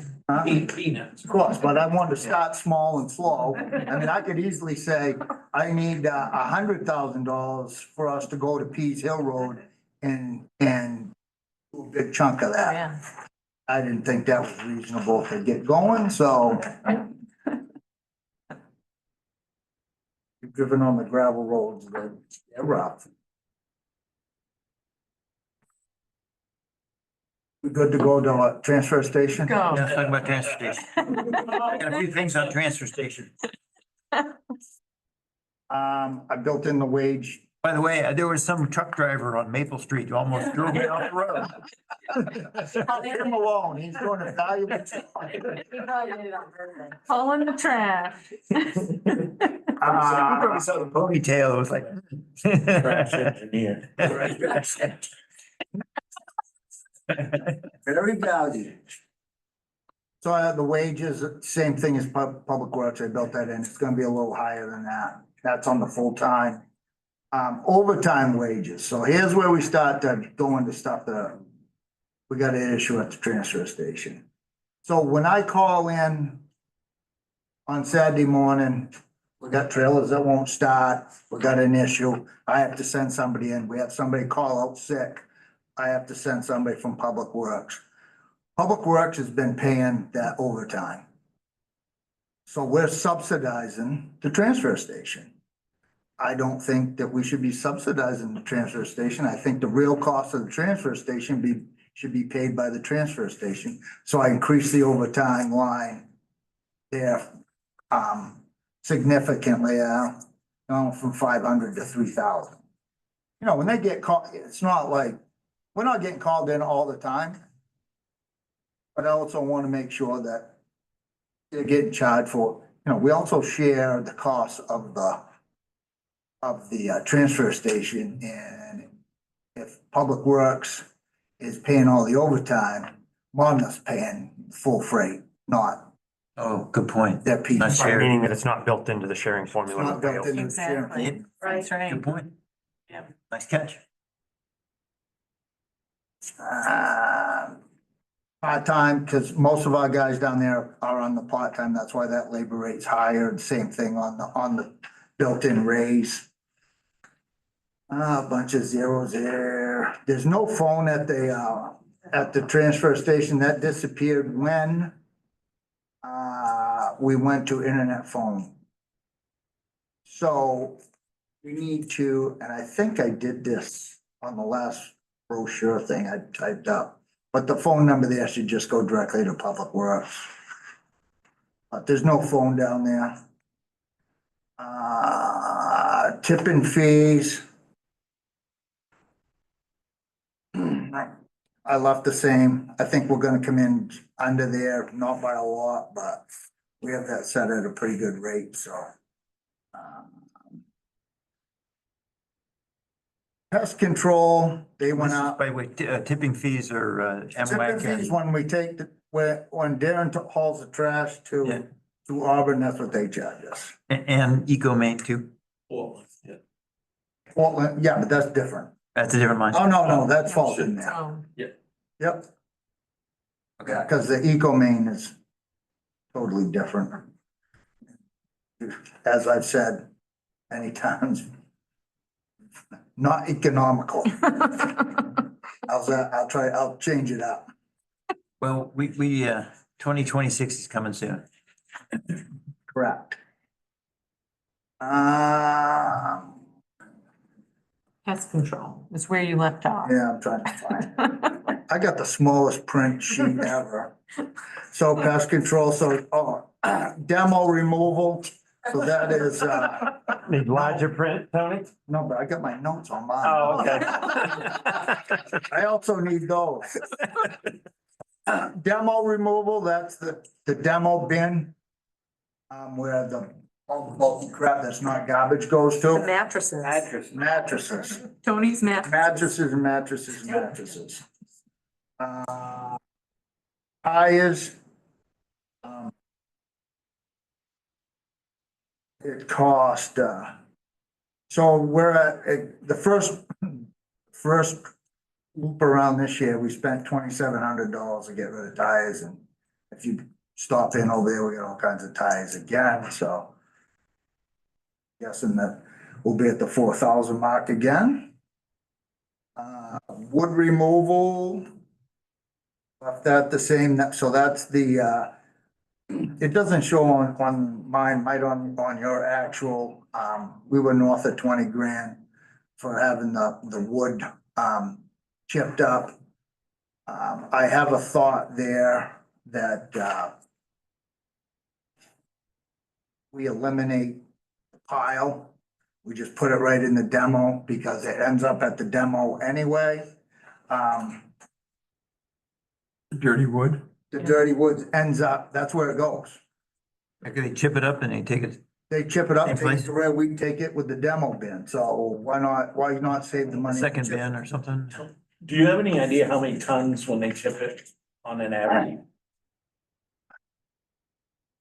I was just wondering, Yeah.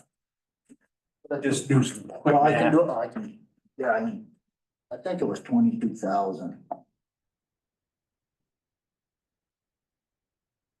many trips is that?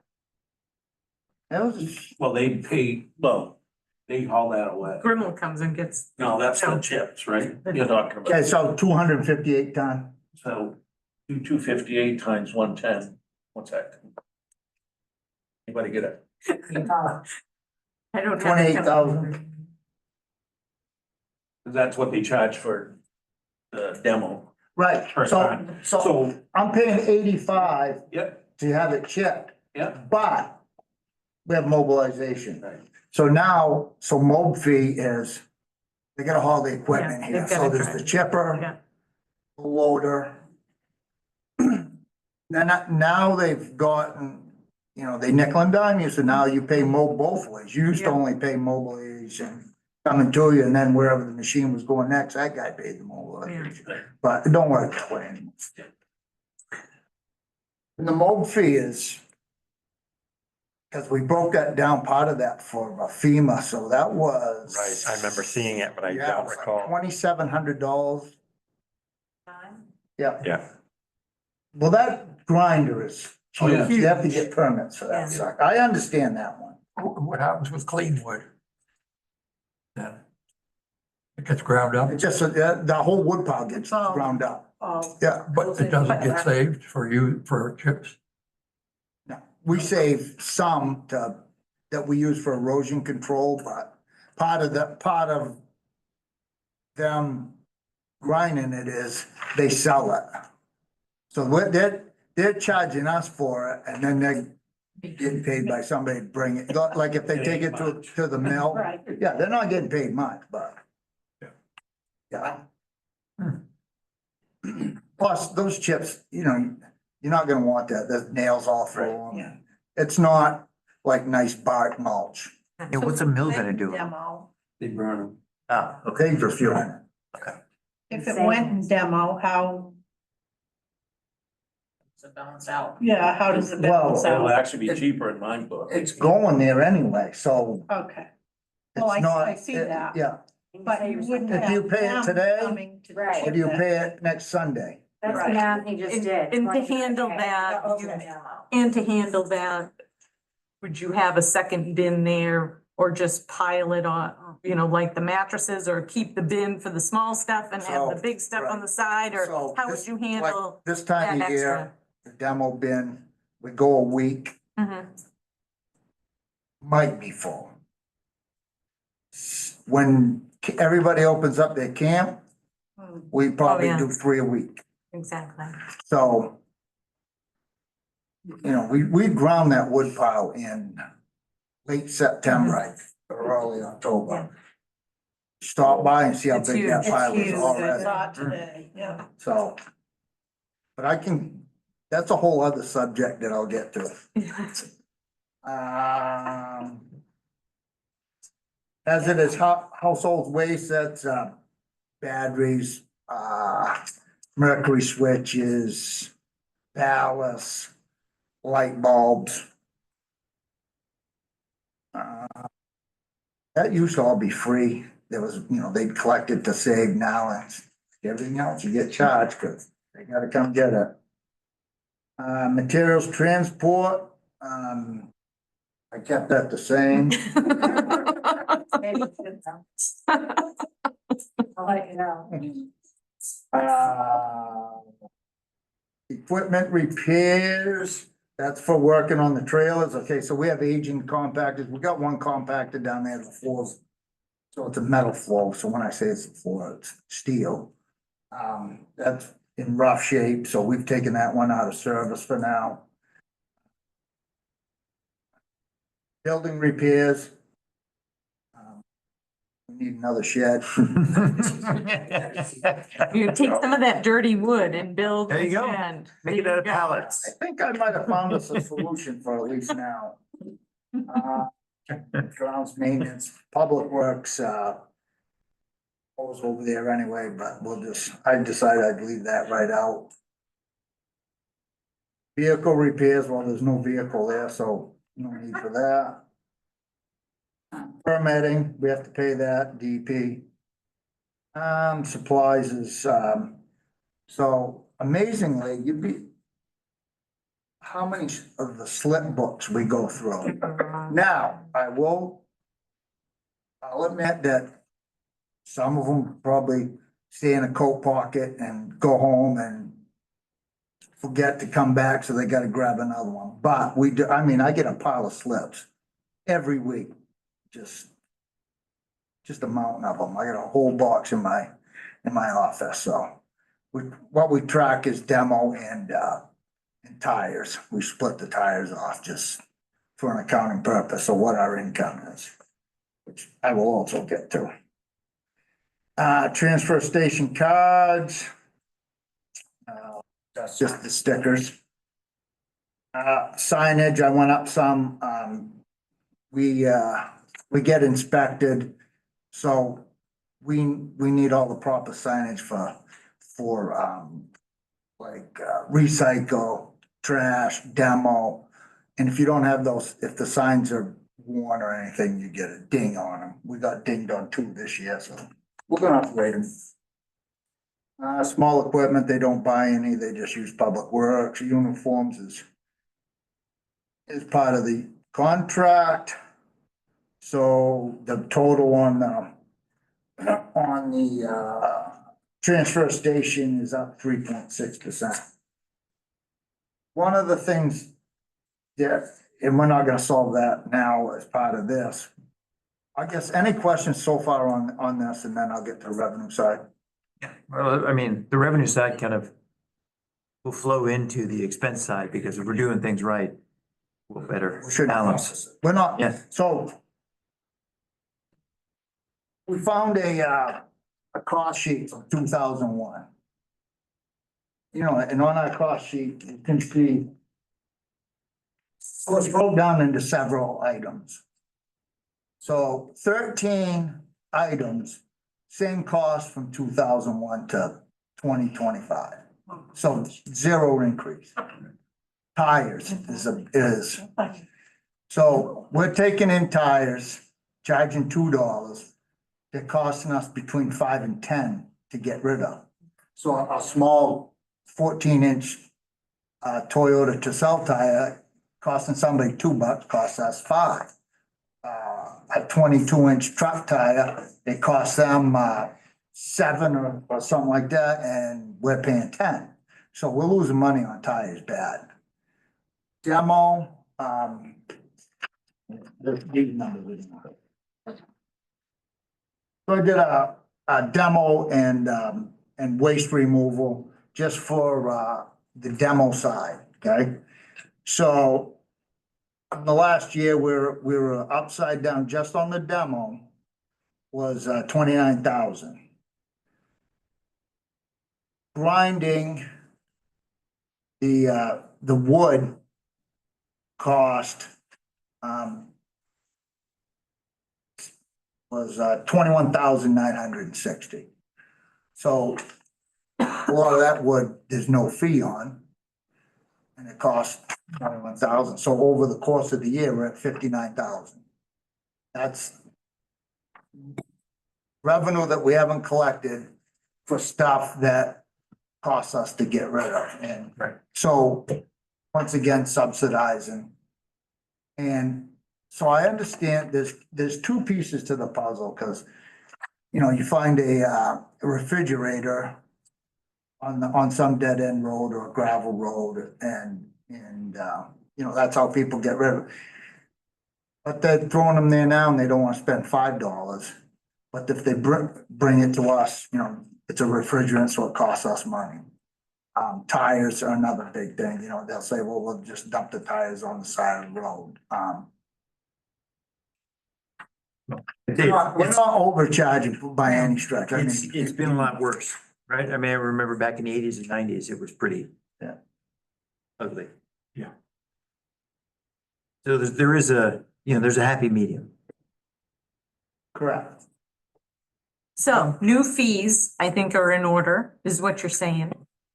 Because if we haven't That's what I changed them in 24 years, it's time for a change. Well, I think the fees have gotten changed, but a lot of times, a lot of them stay the same. You know, it's like, The fees haven't, sorry, I should raise my hand, but the fees haven't been changed because when I was on the select board for what, 8, 9 years, there were people that sat on the select board that didn't want them to change. So it was a fight every year when we said it makes sense to do it. But You were adjusting them all the time for various reasons, I guess. exactly, and so really they haven't changed. And, I think when you look at it and you present, okay, it's gonna cost you this to take a refrigerator. Or, okay, let's do away with the transfer station totally and have curbside pickup. How much is that gonna cost a household?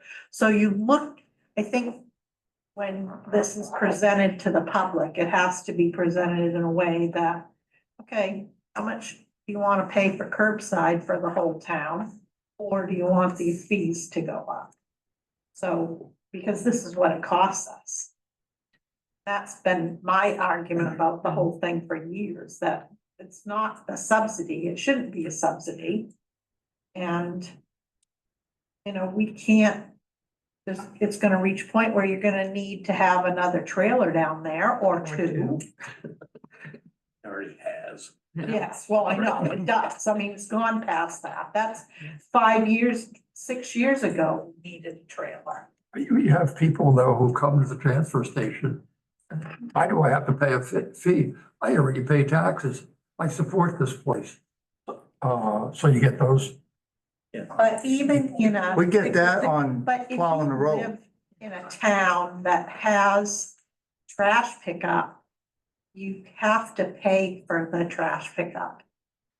I mean, I lived in Texas, I paid taxes, trust me, but I still had to pay Waste Management to come to my house to pick up my trash. Yeah, what was it, But- paper throw? You have to pay by the bag or something like that? No, it was, we had bins. Yep. We had a recycle bin and a big bin, and a trash bin. But the thing that, in my perception, paying taxes allows you to throw garbage in the hopper. It Exactly. doesn't allow you to throw out a mattress, a couch, 5 tires, a refrigerator, and Deck. a deck or a hot tub. Shingle. That Or boat. is, A boat. yeah, that is, those are 2 separate things. Your taxes allow you to throw your stuff in the hopper, your household trash in the hopper. It doesn't allow you, if you live in Winthrop, the town next door, you drive over a scale. I tried to bring you one home from Portland, but they wouldn't fit in my car. But, you drive over a scale and you pay for it.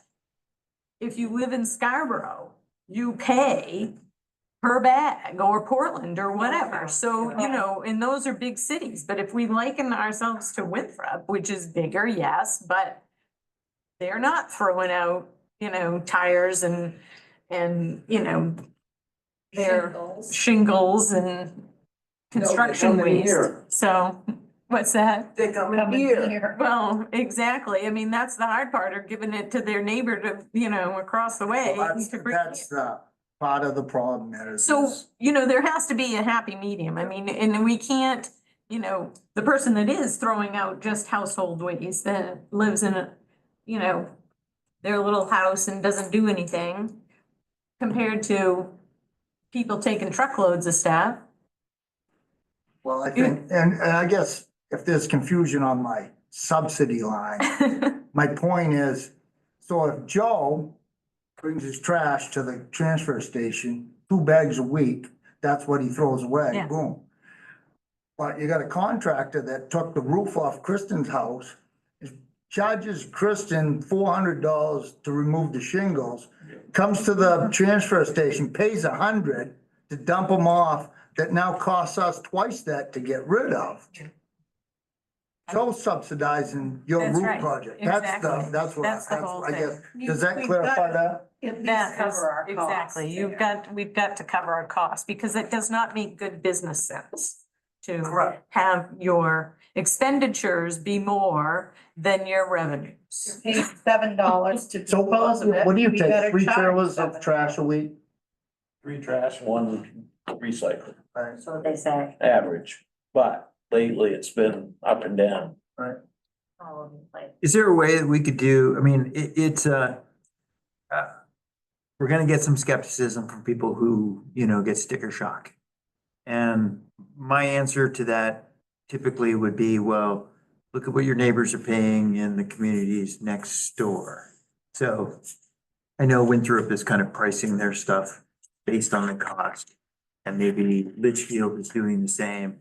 Is there a way that we could kind of do a comparison shopper type of thing where? So like Litchfield takes trash only. Yeah, I mean, there are lots of places that'll just say you Most of can't. that is trash. Most of them are trash only. Winthrop, they have a scale, so you pay by weight, and they know what the cost is to get rid of stuff. I think they're charging $140 or between $140 and $150 a ton. So. You know, that But we're talking A about, set of scales is quite Well, it's expensive. extremely expensive. So we've had that, we looked at that a couple of years ago and figured out we couldn't afford that. So the solution is to come up with a plan that the fees at least attempt to come close to what we're doing. Because it doesn't make sense for us to throw away, have somebody dispose of a tire for $2 and then us pay $5. Because that's not sustainable. All those slips you take in, show a difference between Monmouth and Wales residents, or are they just No, incorrect? So no. there's another issue. But I mean, that's, It's just more busy work. well, that's, so it's based off of population pays. Yes. What is the total? Do anybody know what the total population between Wales and? Yeah, I got 1,500. They have like 1,500, we get, We got like 4,000 here. So they're about a third. 5,500 roughly. So if you wanna, they paid last year, the budget for the year we're in, they paid us $116,000. That was their share. And our total, Percentage wise. our transfer station budget is 400 and, last year was 413,000. Well, let's go. Yeah. So they're paying like 20%. Yeah, I mean, that's what they are, they're a quarter of our size. population, So. Yeah. Not an even 50-50 split. No. And it's not supposed to. It shouldn't be. No. just trying to think of a way you could increase something by $1 or $2 per person, per household. Yeah, To make that 30 grand that you're out of. yeah. By $2 here and there, and people ain't gonna bitch about that, rather than, Well, so the 30 grand is just the demo. no, I understand. You know, I haven't Just- touched the brush. You know, we take brush for free, it's not free to chip. Winthrop will take all that brush, that's what I think should be done, is Winthrop, you can haul anything over there for brush. I think we should cancel the brush and make them go to Winthrop. Well, our brush, well, they gotta agree to that. Yeah. No, but I'm just saying that, But He's like, saying there it would be scaled, and we no, know. Tammy, they take it for free, because they do? they got a place they can. well, they grind it just like we do. Grind it, The grinder was just there, 2 weeks ago. I'm not, Winthrop, I didn't mean think, to- charges $10 for the sticker Yes. Yeah. for 2 years. So you can throw your trash over there. You pay $10 for a sticker for 2 years, and then it's all you throw for household trash. They don't care how much you put in there, but to get your sticker to begin with isn't free. It's $10 for 2 years. If you have your own hauler, you don't pay the $10, right? Yeah. So it seems to me like, we want to be financially prudent, but we also want to be careful not to create an incentive for people to, have a problem, solve a problem after dark. The reality is, a lot of local towns have gotten rid of how we do the trash. Yeah. They do the containers, like he's talking about Sabatis. And when the containers are full, all the drama we had at the holidays, they just shut the. Right, they close until it gets all done. Exactly. Have a nice day, come back next Oh, yeah, week. people- Right, we're full. That's it. Yeah. Right, and with him. By my town. They don't pay for the demo, you go to the town office and you pay and you have to take it to main waste yourself. Oh. The towns The out there. towns are just done with it. There's a lot of. Well, if you were gonna ask me, that'd be the rule for us to go, but. Well, I would be careful though. Those are to run trash facilities. That's Yes, why it everybody's got them, because their cost sinks. You can't make enough money to cover the cost. They're just a black hole of taxpayer money. They cost money. And it keeps getting worse because recyclable isn't valuable anymore. So everything's going in the trash and then you gotta haul it off and. Just between, I'll bring it up because that's part of the reason I'm here. Auburn now is bad. And that's why I, probably 3-4 weeks ago, I charged waiting time. I was down there 4 hours one day. One Day trip. I came back, didn't even unload, and then went back down. So is that, They just don't help. Oh, It's It's a hot. a matter of Can't find time anybody. before, I think we have to find someplace else to take the trash. That's where, MWAC is not running right. no. Every day I wait an hour minimum on the and average. it doesn't matter what time you get there? No, I've been jumping and you've noticed that I go He's been different playing times. with it. Oh, I know you do. Try to play to get in there and it's not. yeah. All I mean, I waited an hour in Portland today because the same situation. All I And the do is- Eco Main may or may not be recycled depending on the day. Right. And I'm able to, my day job is somewhere else and I'm aware of Eco Main outages, so I'm able to tell him when Eco Main is down. So we have a little bit of inside information, but there would be no point in him driving to Portland to have them Absolutely not not. taking it. Yeah. Right. And But I'm just saying, Yeah. this was another thing to keep in the back of our heads for the town. Down there's gonna be some issues. There's guys there that Casella trucks don't get unloaded. They have to come back the next morning. It's a nightmare right now. Well, I do have, access to, information down there that. You might wanna check I'll kick into the it, tires seriously. on.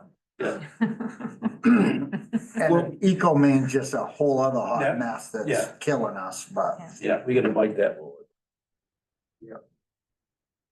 I didn't mean 2026 is to coming. Go off in the weeds on. how No, much I we mean, charge. it's a discussion that But we it's have to something we have gotta have. because. Yeah, well, why don't you bring, we're why don't you upside bring down back a on it, so- proposed schedule? Yeah. What you want to see that, bumps up the, the cost per item, or, create a policy that, if you want to talk to Winthrop about, giving access for certain items, that's fine. I mean, one of the ideas that I think maybe Justin mentioned to me at one point was to say, you can only, do a time restriction on when you can bring construction materials.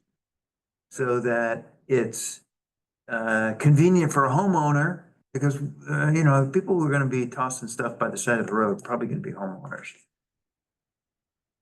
I mean, the reality of it is, if we make it inconvenient for homeowners to dispose of their waste, we're gonna hear it, first of all, but secondly, there's a good chance that Boys it's, here every day down there. yeah, good chance that it's gonna I get. got I read through the ordinance and it specifically says it's for residents use. Or licensed commercial hauler, which we have one. And he's probably the most honest person we got coming there. That's, Right. So if we wanna, he's a benefit to the town. Everything's in his yard. everything is dumped in his yard. Well, he dumps a lot at the transfer, because the Christmas weekend, he made 8 trips Yeah. because of the schedule with Christmas stuff. at his house. Oh, good. Well, Coming when the in- snow in- clears, she's coming for coffee so he can see it. So whether we change the schedule, ideas to, change the schedule of cost for things that are charged for, or whether we're thinking about needing to charge for the sticker as well, or what a good plan is. Yeah. I'm open to any ideas you have. And the one thing we've got to be ready for, and And- one of you said it already, was I already paid Exactly. taxes. Well, You don't pay taxes. taxes for that, no. It's, somebody's paying for it, everybody's paying for it. So if you want to dump your 2 bags and not pay for Sam's 65 tires that he, cause he's got a little sideline and, doing some auto shop stuff, but, so that's the plan. And I make the joke, but it's more serious than really is a joke, but it seems like everybody in Monmouth this year got a new mattress, And a new sofa, a yeah. new sofa, several new hot tubs, and there must have been a wicked sale on refrigerators. Yeah. So, No, they all die now. Yeah, they just don't. So much faster than they used to. well, so I shouldn't see. But one for I'm about 5 happy to have 7 Dave's Appliance take mine when I bring mine, cause I'm not muscling that thing around. So, Take it with you when I you will leave. pay you for that, and I'm happy to. So, Retired. oh, I know, I exactly, don't wanna put that nasty stuff in my trunk. yeah. So, And the board has authority to, change set fees, yes. How do we have that authority? Cause it's in the solid waste ordinance, I believe it's in the ordinance that says the Yeah. select board sets the fees. Yeah, I believe it is too. yeah, I'm not It sure. was. Let's know for sure before So- we start monkeying with it. Oh, absolutely. well. Well, even if you have to have a public hearing, you have one and. Yeah. And then we move on. Usually you have to hold them. For most things where the board sets fees for something, usually it's a public hearing requirement. We can double check on. Yeah. I'll make sure that, obviously I won't. You wanna save CIP for CIP Yeah. day? Well, that's up to you. I mean, do you guys want him to touch on it or do you want to wait until, I think it's the March 5th meeting would be the day that you'd go through the Capital. Yeah, the Yeah. capital. Cause it's, I guarantee you it's another half an hour. Let's You know, wait, when I come. let's wait on that, because it's a lot of Dennis has talk. been very patient, Yeah. and I know we got an executive session too. Yeah. Yes. So, Is there any other questions? Yes. no, I'm, not I'm tonight. all ears Yeah. for what you can come up with to rebalance. Yep, I mean, it's frustrating for everybody, oh, it I is. mean. There isn't a town you live in where taxes haven't gone up. I pay a lot for Hatch Hill that I never. Yeah, exactly. One thing that would be helpful is if we could have some examples of, Well, I have West Gardeners, I have Litchfield, I have. Yeah. Winthrop's obviously easy access, Leeds, I haven't even looked at Leeds. we had Well, over that- there. and also some examples of, how we have become a magnet for waste. Well, I can tell you what, Yeah. we're cheap. Of course. Which, if you're a taxpayer, is nonsense. So Well, it's nonsense if you're paying for. taking a loss on every Let's tire. just say, well, not to offend anybody that's right next to us, so we'll say, why are we taking stuff from Holton Yeah, or Presque Isle or whatever? You know, I'm still, I get it. the stickers are, I I'm gotta, not sold on the stickers because I can borrow your truck, well, it's not gonna be perfect. that's, you never say 100%, so I'm 99% sure that goes on. well, To and, a pretty good degree. and the other thing is people have multiple stickers and some people don't want to put them on their windshield, so they have them laminated and like I do, because I don't want to have it on my windshield. So, I mean, I would never give somebody else my sticker, but I'm sure it happens. So, Yeah, I'm not saying everybody does it, but I'm saying. it oh does. yeah, it happens. Yeah. So was the exception. They freely gave us a sticker, but they never really asked who we were or Oh, asked for yeah. a license or absolutely nothing. Just handed us the They sticker. pretty much. Well, they might know who you are. I'm pretty sure they know who Donna is. I don't think so. She's just saying that there might not be any control over who's Yes, getting the stickers. I exactly. agree with that. Once they become available, there is at the town office, because you get them when you Register. register your car, but now that it's after the first year, I mean, I still have my old one on my Yes. car. Only good if you register your car in January, Yeah, Right. Well, November. yeah. I mean, I pulled up in a vehicle with an old sticker and they offered me a new sticker. They see the old sticker. Well, Yeah. you know, part of that, Dave, is if we had the stickers in September, Yeah, but you know, you start giving them out you start giving them out for early. the next year. Yeah. Right. That's small Make 2-year potatoes. stickers. A lot of other issues. Well- Sticker with a license plate number on it. My hometown does that. And we could write it on that. That's what they do. Right, Sticker, exactly. So we're open to any and all of your good ideas, Tony. Talk about it. It goes. Oh, Dave no. will talk, yes. Dave?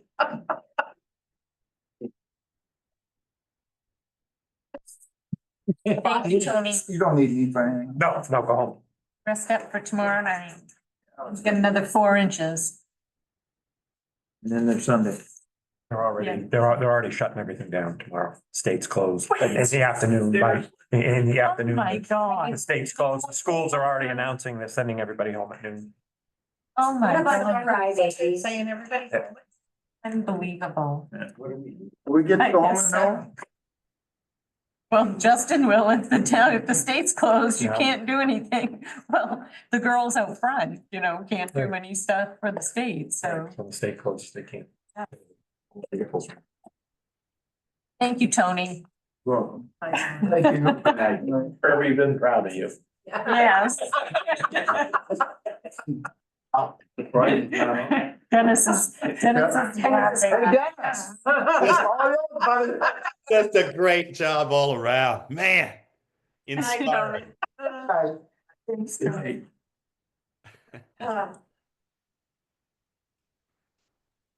Hey, Dennis is finished. Go ahead, Dennis. All right. Oh, sorry about that. Yes, indeed. Hello, everyone. Thank you so much for letting me come in and talk a little bit about the Compson Hall operating budget. The best part, I think, about this budget is that mostly it is the same as we had last year. Now you'll say, well, Dennis, looks like there's like $11,000 difference. The issue is that is in pay, my staff, my wages. And that's really where the majority of that comes from. Most of that being because I've had added responsibilities now. And so that's where that line comes from.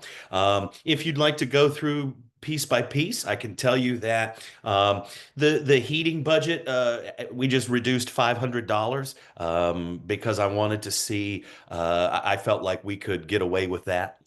In terms of saving a little bit, we didn't quite get to the 27,000 last year, and I have reason to think that we will be under again this year. So we adjusted that. For the electricity, still the same. You know, it's one of those things where we were under budget last cycle because of the stage lighting, but I didn't want to reduce the budget to be a part of that because we're adding the new VRF units, which are electrical. So before I know exactly what kind of electricity and what kind of load that they will give us, I wanted to not mess around with that too much. So that's why electricity is the same. Water, sewer, pretty self. Dennis, Yes, sir. can I interrupt? What's VRF stand for? It's a technical term for those giant heat pumps. Okay. I think it's like variable, rapid monster. wind flow. Yes, I apologize, but that's what they're called. They're essentially commercial grade heat pumps. Okay, and by adding those in, is that going to change the heating expectations on the In next line terms up? of temperature and set point and comfort level, that sort of thing. No, on the heat line, I'm assuming the heat line was like the oil burner from last year, is that right? That is correct. Absolutely. We expect the heat line to go down, but I don't know that yet. So Okay. I didn't want to write checks the boiler couldn't cash, so to speak. Variable refrigerant flow. That's what I meant. VRF. Exactly right. I just Yeah, knew it was a Honda motorcycle that I always wanted to have when I was. Yeah. Yeah, and Um, we had talked about, we didn't want to change that heat and electricity line until we saw what the heat pumps and the change was gonna do. Cause next year Right. we'll have a year under our belt and we'll be able to work with it from there. But we Yes. don't wanna short ourselves this year. Right. I would rather not do that. I feel like that Yeah. would be a little bit foolish because we do to anticipate something we don't know what it is, I feel like would be a little bit foolhardy. So just wanted to kind of, part of the directive of the select board was to try to keep it as closely the same, if not better. And so I tried to do that on a lot of the ends. And again, I think it's because, if I may, the select board has supported projects that have continued to cut and lower costs at Cumston. So supporting the heating project and having the voters support the HVAC project sees residual benefits in the long-term financial planning and health of Cumston Hall. And I think that goes on everyone. Even though there was weirdness with the vote last year, at least, the VRF, the savings of this project were so, it was so ironclad that even a protest didn't defeat it. So I felt like, it's a great thing. And we're starting to see that. And I'll have more information about the benefits next year at this next meeting when we can take a look at exactly what kind of baseline data we get. And the AC will have run for a summer by the time we come back to this meeting. So we'll know a lot next year. I'm looking at the document, so I'm not watching the screen. So if you need something, just holler. But you can see basic stuff like water, sewer, things like that. The extinguishers are every few years they get changed out and they get serviced, and so I just have that money there so that I don't have to short it again. I don't want it to go up and down. I think there'll be some years where it gets used and some years where it doesn't. But moving on, telephone for Cumston Hall also includes the internet that we provide in the building. So telephone and internet, I think, is a better way of saying that. You can see building repairs and maintenance involve the contracts for service with Ehrlich, our pest people, Otis, our elevator folks, things of that nature. So building repairs and maintenance. I will say that last year we went over that, which is a bit of a misleading number. A lot of that was due to paying for the December 18th storm, which we then got reimbursed from the insurance. So it may look like it was crazy, but we had to pay them out of that line. And then we got reimbursed. And that, again, that was the December 18th storm, the flooding, the stained glass window issue. You can take a look at things like building grounds maintenance. Grounds maintenance are things like making sure we have our crushed stone and things like that. It also gets the mulch out front. We do the front boxes for the summer windows out of that as well. And whatever little things come up. This year, that line will be used to put a new garden around the Welcome to Monmouth sign, which is also new at the intersection of Main Street and Blue Road. We would take a look further at supplies. The supplies line, at the addition of that a few years ago, has been absolutely critical to me making sure that we have the maintenance stuff that then translates into again, everything sort of has it's all a ripple effect. So when you have, for example, this year we replaced our old paper towels, which were trifold, with an automatic touchless round roll. And we're already seeing the benefits of that in just not having to order as many paper towels.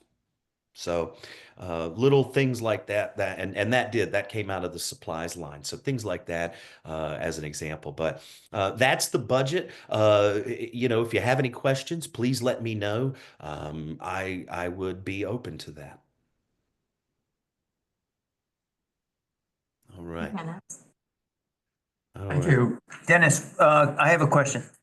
And just because I'm on the Trails Committee and I know you're working on a project behind Cumston Hall. The Yes. expense of that trails, and I don't recall the figure that you had an estimate on, but the expense of that, where is that going to come from?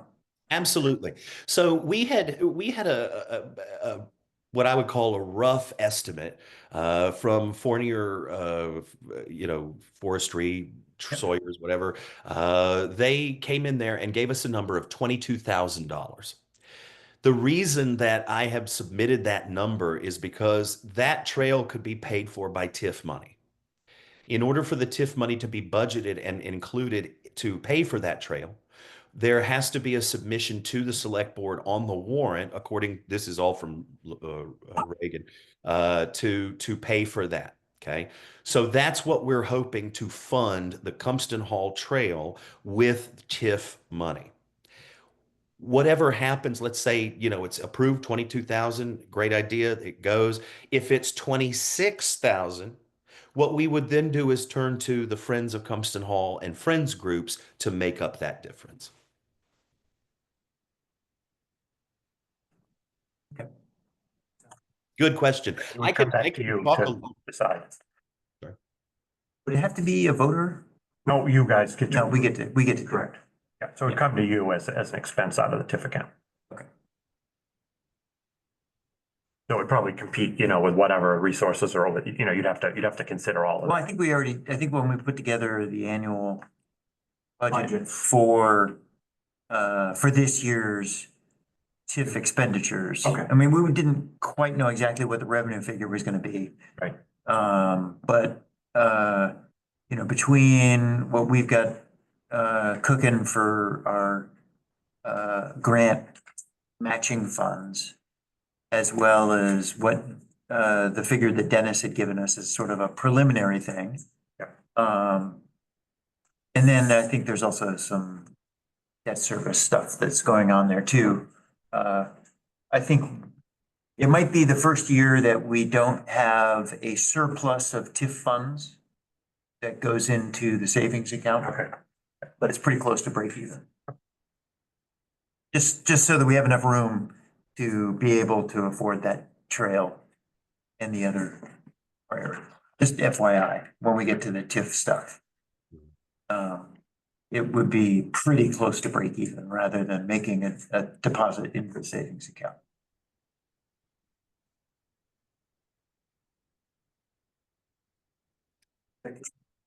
In a minute, we got a little bit more. Yeah. We got a ways to go. Thank you, Dennis.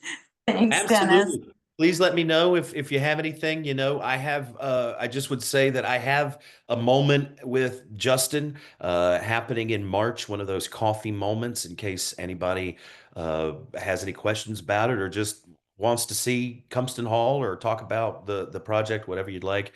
But I just want to say thank you. Thank you to the board. Thanks, everyone. I love working at that building, and I think it's a great asset for this town, and I'm trying to make it as beautiful as it deserves. Chat there.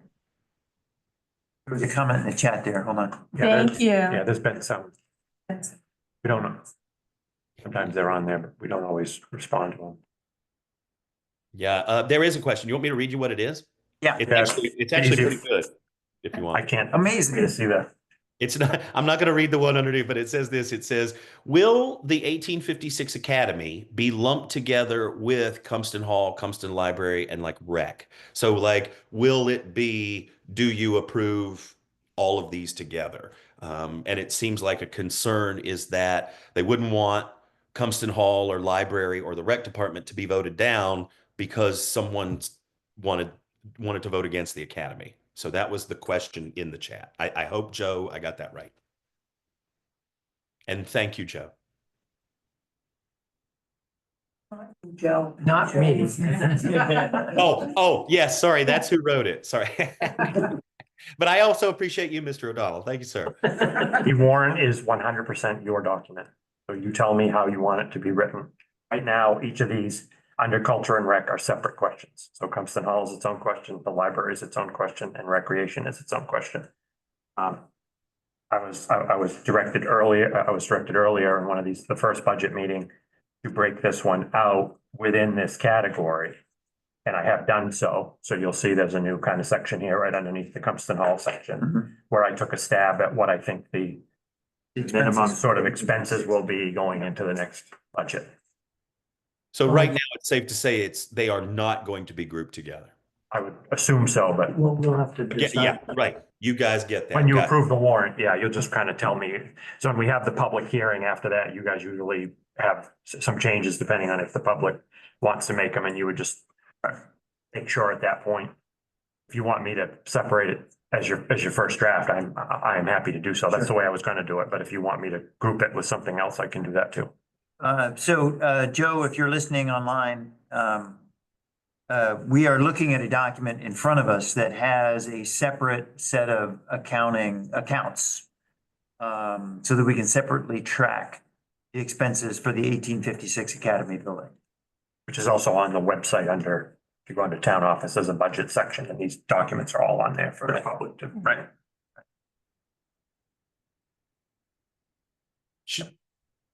Anything else from me, guys?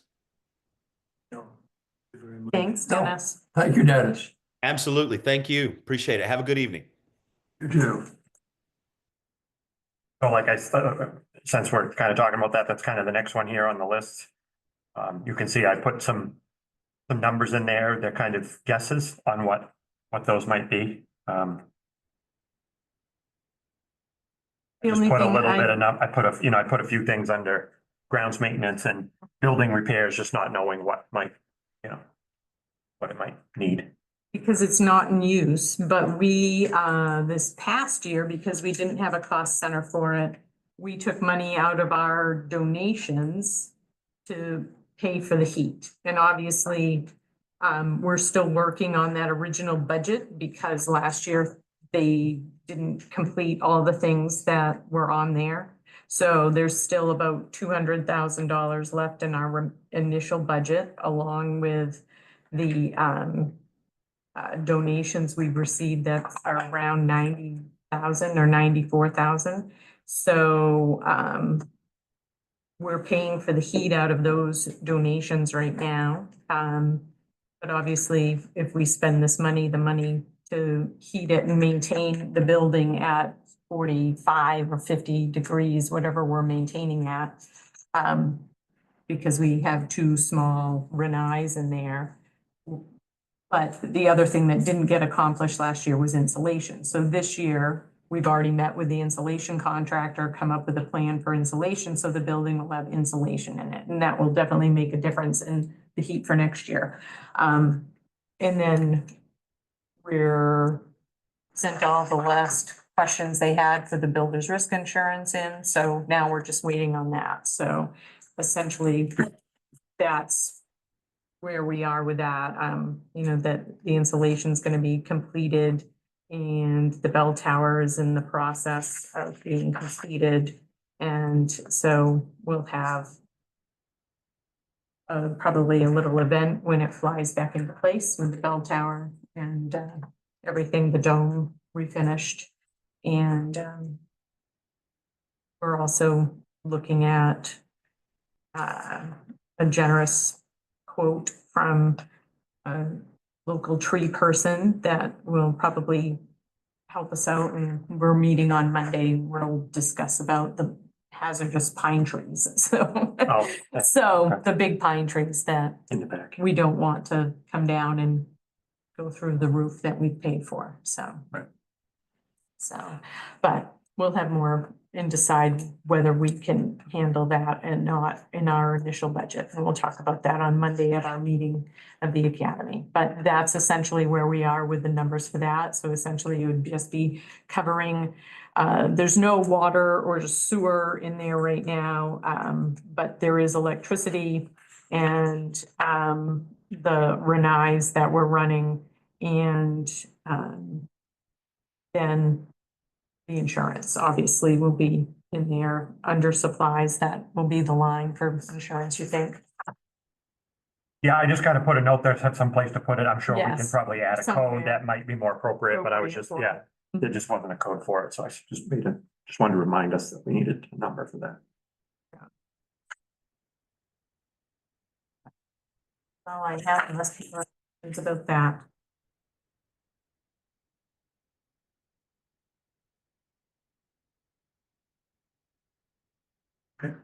Think so. Are we doing Parks and Recreation? I can, there's not, the only, there's no real, changes in there. Other than adding the My Rec software in there, which is what Dennis is taking care of. You may have seen him posting about that. It was in the newsletter too. The North Monmouth Beach went up a little bit. It just has to do, no, that's the same, sorry, I'm looking at the wrong line. Public bathrooms is a little bit of, I mean, it's minor, but.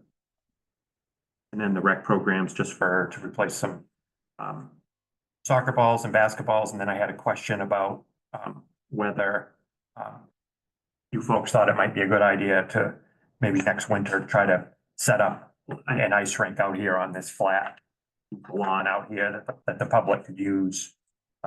It would be basically, we'd set it up, you know, sometime in the fall and lay down the underlayment with like some walls up around the side.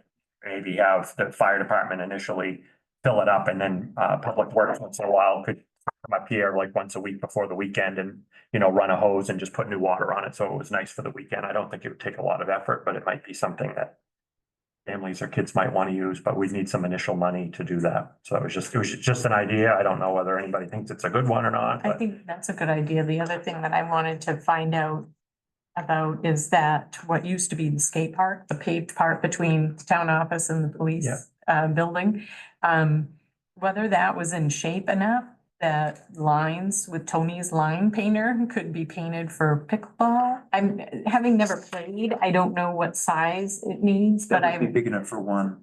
for one. one court. Yeah. At least. for- Okay. Yeah, Maybe two. maybe and two, and. They're not, you know, They're the not- net stuff is not Is expensive. it not? I don't know. Walk it, it's not. Oh, it's in bad shape. It's bad, that's what I was wondering, if the condition of it would, but having never played and, you know, Oh. I think I only walk across it when you. Designed to be like this at a skate park. Oh. It was designed. So it wasn't- I know I've seen it, but I've never paid that much attention. Never. It was never flat. I didn't know if that was how it ended up or if that was me. It could be flattened. It could be that way. flattened, But that would be Yeah. a significant capital. yeah. Exactly, so, And then they Save want the lights, and they parking lot, want however. lights out here. So they Well, can use it in the yeah, winter time. exactly, but I mean, if they were gonna, you know, play pickleball, they could play pickleball in the summer, because obviously they're not gonna be Yeah, but playing. it's the ice rink. Oh, that's the got ice one rink, light. well. That is what it is.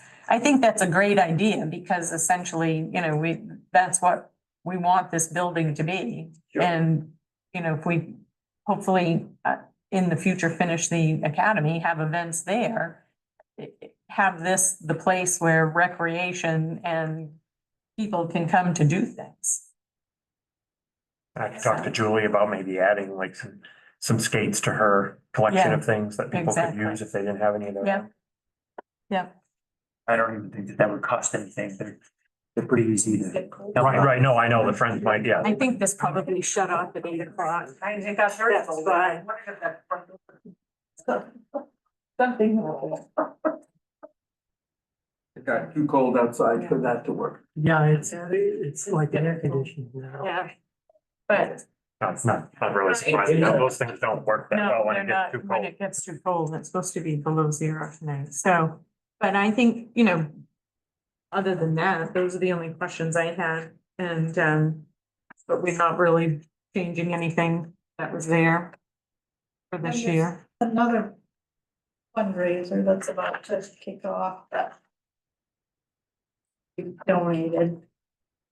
If you hear of anybody that would be willing to donate some printing? Oh, for the 1856 Academy, yes. Yes. Yeah. So, if you hear of anybody that would be willing to donate some printing? Or even paper and print. I do the printing myself if somebody donated. Come into my office and let me use the copier kind of thing. And all the funds that are raised from this project will go directly to the restoration. What's the fundraiser? It's a book. I'm just editing it and. And it's not, it's one of our big champions, so Yeah, he's working one of on the it. big champions Let that. him Out his horn on that when we're Yes, ready to we'll go let with that. him tout his horn, Yeah. but I'm editing it and putting it to the final together for him. And, he lives rather close to you. You think? I think I know And, the individual to whom you are referring. And, so if you hear of anybody that'd be willing to donate some printing, that's my next, to try to get that part donated, because that'd be the biggest cost that would make it so that all the money could go toward the restoration. Yeah.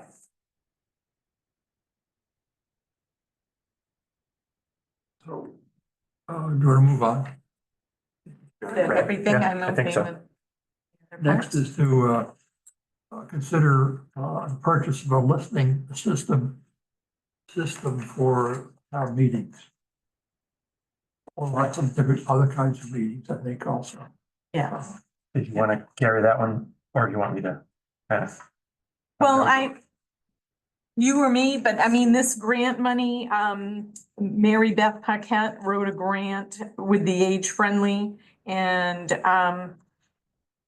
the grant amount was a total of $5,368 that they received. And this is a, listen, talk, transceiver, receiver. So people that are hearing impaired can participate and hear the meetings that are going on, because otherwise you're, trying to read, a Zoom meeting that's transposing it, but this is a machine that does it all for you, so we could use it at any event, either at any of our meetings or, even if there was, what am I trying to think of, any of our meetings can be used at, or if it needed to be used at something at the town office Yeah, to help any people, type of any public meeting. meeting. Is this So, something to put on the warrant? no, Nope. because we received a grant and this is the Mary Beth Paquette wrote a grant and we received the grant So we money. simply need to accept this. We need to accept this estimate, and then the rest of the money, she's hoping to buy circular tables is what they recommend to help people that are hearing impaired, so they're sitting in a circle as opposed to square tables where you have to, Right. Turn. So you can see what they're saying they'll too. be able to read. It seems like an accommodation. Yes, it Yeah. is, yeah. And it doesn't cost taxpayers any. No. Correct. Nope, it was a Well, I grant. move we accept the grant. Second. And approve the purchase. Is that what? Yeah, should be yeah, right? yeah. Which is what, 3,000, it's 3,000 Yeah. something. So Joe has made a motion and seconded it to approve a grant to purchase the listening system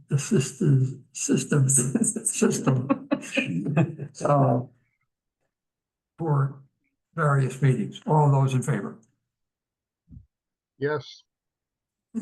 Thank you. Next is warrant number 13 for this fiscal year.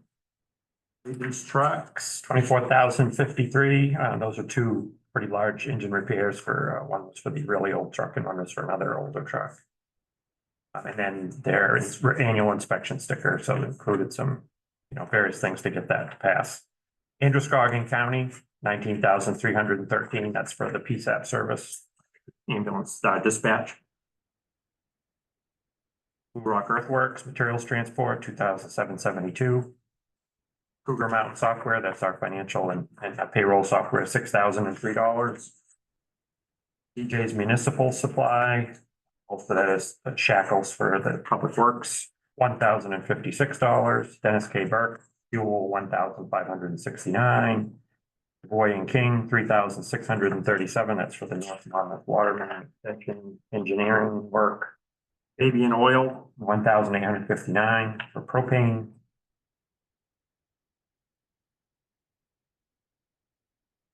Gowron's Garage, for the 1-ton board toe and replacement head. Kennebec Valley Humane Society, our payment for them, $1,835. Maine Equalization Consultants, the assessor, $2,437. New England Salt Company, $7,977, obviously for salt. Isabel, the planner, $1,080. One day I'm gonna ask her how to pronounce her name. Renewal by Anderson, $16,782. That's part of the payment for the windows at the town hall. RSU 2, $549,308. State of Maine Bureau of Motor Vehicles, $10,259.